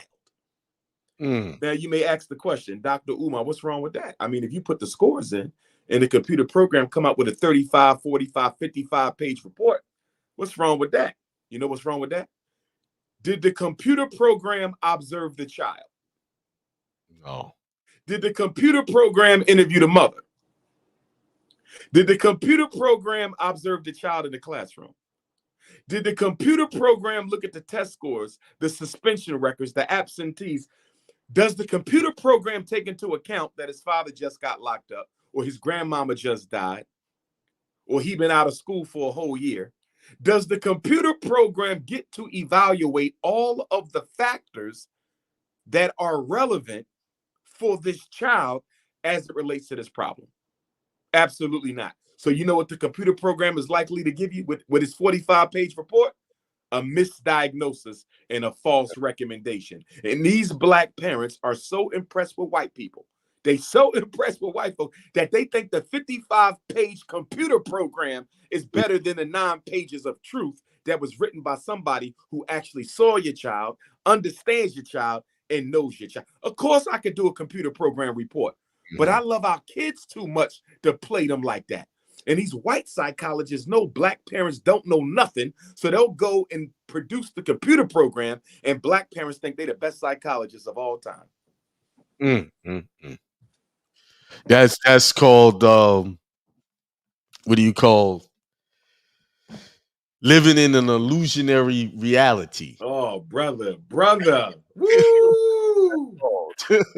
Because Woo! what I've learned, what's up is down and what's down is up when it comes to how this system plays out. So and I know what you're talking about because I deal with that. You know, I help people on certain things, and listen, if it's more than 1 or 2 pages, it's junk. It's junk. It's junk. It's more than this. It don't take me a long time to make my point. Just say this is what it is. This is what we need to do.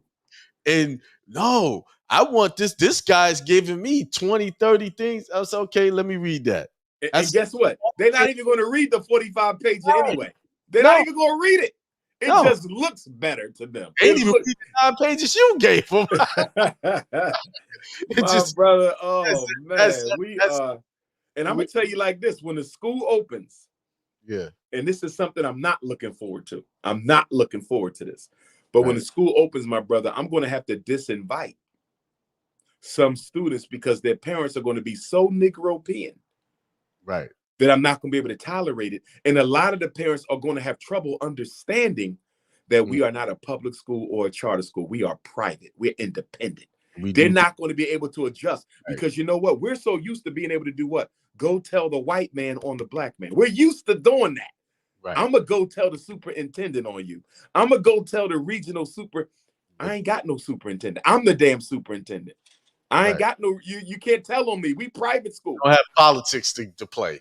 Yes. And they're going to have a problem accepting the fact that the board of trustees for the FDMG Academy are the final word on what goes on in this school, not the Wilmington Public School or Delaware State Department of Education.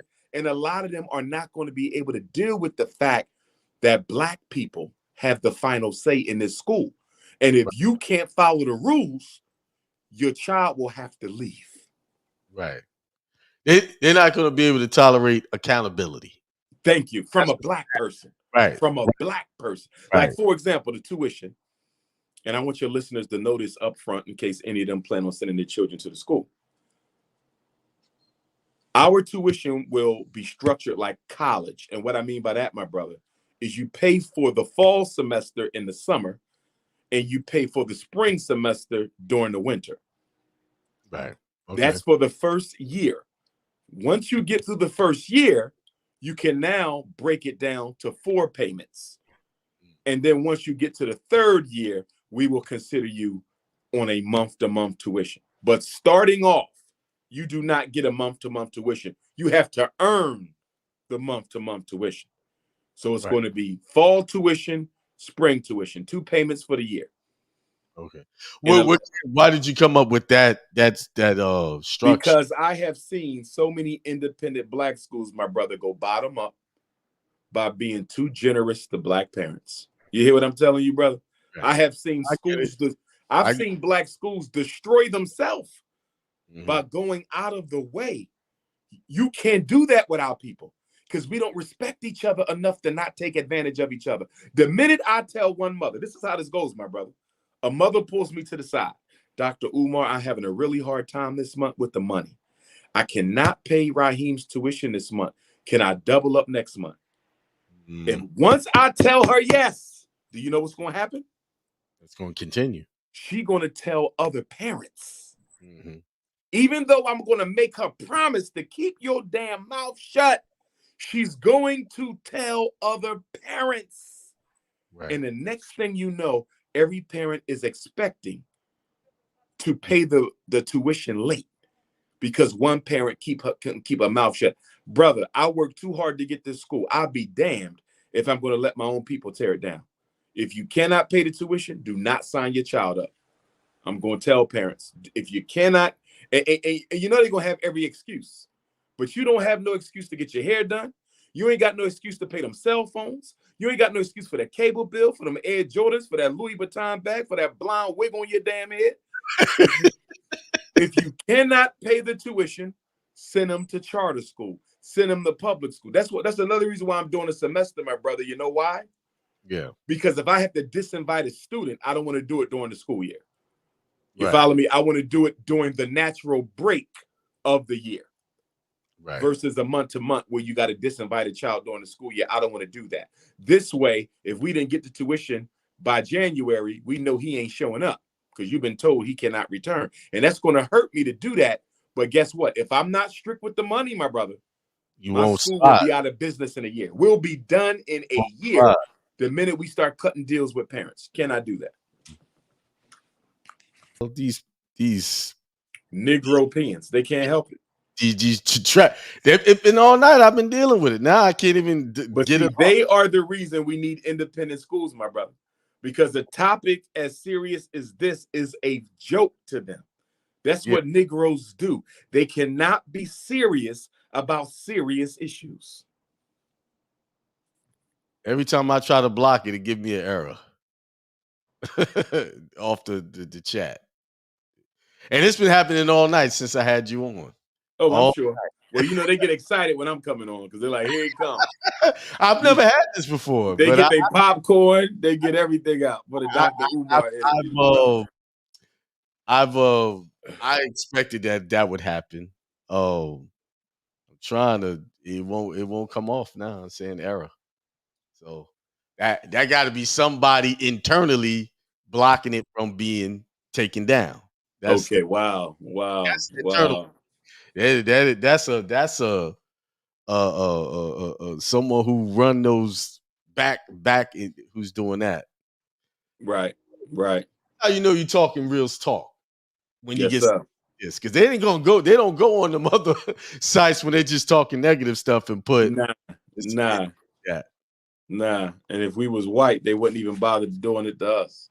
No, it's just all night. It's been that same adult site, whatever that crap is.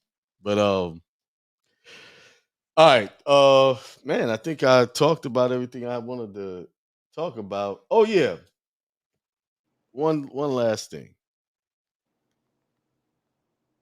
Rap music that we got going on today should be banned. It should be banned. That's what you said. It should be banned, and I agree. Not the positive hip hop, but the gangster rap. We are literally Black males participating in the destruction of our own public image and the genocide of our community. We are literally advertising it. We are celebrating it. We are promoting it. We are participating in it. And the only excuse that I'm hearing for why we still need to support gangster rap is that it employs people so they can take care of their families. Are you kidding me? So you're telling me just because a couple hundred Negroes can pay their bills because of gangster rap, we should allow it to continue to brainwash our children and bring down the quality of life in our community and misrepresent us to the entire world? Do you realize gangster rap has created such an image of black men that when you travel around the world as a black man, people expect you to have marijuana, smoke it. They expect you to sell drugs. They expect you to want to sleep with every woman. They expect you to have no discipline. They expect you to be interested in killing other black males. That is what hip hop has done for us. Gangster rap has done more to destroy the public image of black men than American media has. Yes, I agree because and it's and it's only in our music. Nobody else. No one else is. No other cultures got aggressive aspects in their music, but no other culture pushes a steady diet of self-inflicted genocide the way that we do. No other culture does that. Constant misogyny against its own women. No other culture does that. No other culture does that. It is despicable. It is asinine. And the only reason why we allow it to happen is because the rappers got money and they pay everybody off. You know, they pay for the basketball court. You know, they pay for the block party. They give some money to the church. And because they grease a couple palms, everybody just shut up and get quiet because after all, he did make it. He did make what? Into Hollyweird so he can promote negativism against his own people. And we call that a success story. We've gotten to the point where if white people approve you, black people must automatically go along with it. That's where we are now. That's where we are now. If the power structure says you're okay, black people have no right to disagree with it. That's why Barack Obama is still a hero, although he's done nothing measurable for black America. He's a hero because the white power structure made him a president. Mm-hmm. And since he got accepted by white folks, he must be accepted by black folks. Same thing with gangster rap, same thing with transgenderism, same thing with everything. Even if it's not in the best interest of the community, if white folks say it's okay, black people must follow suit. Right. I had a thought on that. When it comes to the degradation of our women, and I can see how the sisters will look at us crazy because we're not protecting them. We're not protecting them from like, okay, yeah, we got the music and that's degrading women, but who's standing up to say shut it down? A few voices here and there, people like you, who's really coming out and say, hey, we need to stop this, because you would not see that in the Jewish community. They won't. Oh, hell no. Music to come. Hell no. Talk about their women like that. You won't see that in Italian and any other community. You won't see. You ain't going to see that nowhere but amongst us. And we go to parties and we dance to this stuff. Yep. Oh, and this is what we say, what I hear people say. Oh, I just like the beat. But those words are going into your subconscious, and it's going to affect you. Or you get these black men who say, I don't hide hip hop from my son. I let him listen to everything. Excuse me. So you think it's a good thing that you let your 10-year-old get programmed with all this negative content? You think that's a good, planting all these foul seeds in that boy's unconscious mind that you will not be able to outroot later? We are sick. Mm-hmm. We are sick. And it all goes back to what? We do not have any faith in our future to survive as an independent people. Let me say it again. We do not have any faith in our future to survive as an independent people. That is the core source of the problem. We do not believe that black people can win. That's why we sell out. That's why we marry white girls. That's why we abandon the community. That's why we promote gangster rap. That's why we support the destruction of the black family. That's why we okay with men becoming women and women becoming men. Because at the end of the day, why do we need to save something that is not going to win out in the end? But that type of outlook, how do you keep going? 3 things. Number 1, I was born to do what I do. I believe I was born to do what I do. I came to Black consciousness in elementary school. I've never left it. Mm-hmm. You know, like Nat Turner. You know, I was born on the day the Nat Turner War began, August the 21st. You know, Nat Turner didn't look at the odds against him. Nat Turner didn't care whether he was successful or not. Nat Turner had a job to do, and he did it. And that's the way I approach my life. It's not for me to judge whether or not I'm wasting my time. It's not for me to judge whether or not I'm going to be successful. I totally believe that we have to do the work and leave the final decisions to God.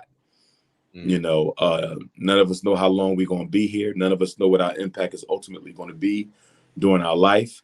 We just have to do the best that we can with what we have. So whether I win or lose, I'm content that I gave it my best. You know, yesterday was October the 10th. That's the day that Gabriel Prosser was hanged. You know, Gabriel Prosser was the 24-year-old brother, I believe he was, from Richmond, Virginia, who organized the largest Black enslaved African rebellion up until that time, which was supposed to take part in the last day of August, I believe, in 1800. And he was snitched out by two Negropeans, and he was hanged 8 days after Nat Turner was born on yesterday, October the 10th, 1800. That's 222 years ago. He was killed, and his brother was killed before he could even get the slave revolt off the ground. Denmark Vesey in South Carolina, you know, a few years later, 1822, I think it was, he was snitched out by some Negropeans, and he was hanged. You know, but you look at the Haitian Revolution with Toussaint and Dessalines. Toussaint was captured and killed, but Dessalines won, but then he was ultimately assassinated too while in office as Haiti's first emperor. So we just don't know. You look at Harriet Tubman and the dangerous job she did, but she lived to be almost 100 years old. You just don't know who's going to die young and who's going to live old. You can't be concerned about it. You just got to do the work. You know, I believe that there is a destiny for Black people that is much greater than what we see, but we have to do the work. One of the issues I have with religion, my brother, is religion has made us politically lazy. Religion got Black people thinking all you got to do is believe in God and God is going to do the work for you. I totally disagree with that narrative. God works through you, not for you. If you don't do no work, God ain't going to do no work because you are the agency through which God works. So if you're just going to sit around waiting for God and Jesus and Muhammad to come do the work, nothing's going to get done. You know, but I do believe we are meant to go back to the throne. I believe African people globally are meant to go back to the throne, but we got to do the work, you know, and I'm just trying to do my small part. You know, my contribution to the global Pan-African revolutionary struggle is to become the first superintendent of a truly global Pan-African school district. Once we open up the school in Wilmington, we want to put them all over America, all over Africa, all over Central South America, Canada, Europe, Asia, the Caribbean, South Pacific. I want FDMGs all over the world. That's what I'm working to. Change the educational paradigm for Black children forever before the ancestors call me back home. So this school is for boys, Black boys. Yes, and then we will extend it to girls also. Okay. All right. Not in the beginning. In the beginning, it's all about the boys. But because we have two schools, and I've always envisioned a Princess Academy, we will extend to the girls, hopefully within 5 years of operation. Right. Have you gotten any pushback because, why are you not including the girls? And all the time. But what I tell Black women simply is, by taking care of the boys, I'm automatically taking care of the girls. What is your biggest concern about your daughter? Not being able to find a good husband. Yeah, right. You follow me? That's the Black woman's biggest concern about her daughter. Will I be able to find a good man for my child? Well, guess what? You'll be able to come to the Frederick Douglass Marcus Garvey Academy and find a husband for all your daughters. So by taking care of our boys, we automatically taking care of our girls. That's the way we see it. Mm-hmm. So how do we, we got a mindset here, where a lot of the sisters are feeling like they've done and they don't need a man. You know, that is really the trauma and the pain of the Black woman speaking, not her reality. Right. There's not a woman on the planet who doesn't want a man, and there's not a Black woman who don't want a Black man. You understand? But because we have not taken care of her, we have not looked out for her, we have not honored her. She raises all the children by herself, and we still find time to criticize and condemn her. So I understand the Black woman's pain and her rage, and I apologize to the Black woman on behalf of how many brothers have mistreated, used, abused, exploited, and abandoned them. But it's not all brothers who have done this, and it's not all Black women who are innocent either. You have Black women who have kept men away from their children. You have Black women who have ran away from the men who tried to help them and stand by their side. So sisters are not totally innocent in all this, but I do understand where they're coming from. And I think that we as Black men can repair the mistrust that Black women have developed for us by getting back on our square and handling business as men, which is to say, we will never get the Black woman's respect as long as we keep on letting Black boys terrorize the Black community. We'll never get the Black woman's respect as long as we keep on leaving our sisters to raise sons all by themselves. We'll never get the Black woman's respect as long as we keep allowing police to kill men, women, elders, pregnant women. The white police are just running roughshod all over the Black community, and we have yet to stand up collectively as men to push back against that. So if we want our women to honor us, we have to honor them by respecting and protecting them. Okay. Well said. All right, man. We've been talking for a minute here. I guess we could talk all night, but I don't want to take up any more of your time. No problem. Got other things to do. And I appreciate you coming on once again, Dr. Umar. No problem. Book. I already have this book. If you yes, want to Black Parent Advocate. Also, if you've never been to Nat Turner Land, join us in Nat Turner Land on November the 11th, which is the 191st memorial of Nat Turner's hanging. Go through the Nat Turner tour so you can relive the legacy of the greatest revolutionary to walk on American soil. That's November the 11th. You can go to natturnerlibrary.com and get your tickets, natturnerlibrary.com. And then the very next Saturday, join me in Philadelphia for the Black Parent Boot Camp Conference all day, 8 to 8. If you can't stay 12 hours, that's perfectly fine. If you only want to stay 4 hours, if you want to do 6 hours, if you want to do 8 hours, if you want to do 10 hours, that's up to you. But I will be there the whole 12 hours for parents who don't want to miss anything and get the full training. The lunch will be catered. The refreshments will be catered. We're going to have a great time together learning in Philly. The deadline is November 1st. Okay, so please make sure you make your $100 payment before then, and you can text message me for the flyer so you can share the flyer and promote the flyer. I would greatly appreciate that because there are many parents who need to be there to get this information. Again, my cell number, 215-989-9858, 215-989-9858. And don't forget to donate on your Cash App to the school, $FDMG School. I repeat, $FDMG School, or on your PayPal, FDMG Academy. Let me add. I'm gonna add your website to the stream so they can see it. Yes, sir. Website there. Where's the you had donate? Here's the donate button right there at the top right. Yeah. Yes, sir. And everything you need to know is right here. Absolutely. Membership. I would love to do what you did on. You said November the 11th. I'm gonna be in Vegas doing that day in November 11th. November the 12th. I'll be doing a seminar. I have to fly out on that 11th. Got you. Yeah. So so once again, thanks for joining me, taking your time out to share about the school. I know it's going to be a success once it opens. Is one of the just keep your head up because I know the type of issues you're running into trying to get people to do the work. Just on a small scale, we're trying to get people to do work at our house. And yes, sir. Challenge took us 2 years to even get started. Brother, I know what you're talking. Now, when you say that, right? When you say it took 2 years, to people who have not been through this, right? They would say no way, no way. Years. But for somebody who's been waiting 3 years, we waited 3 years for the right people, right?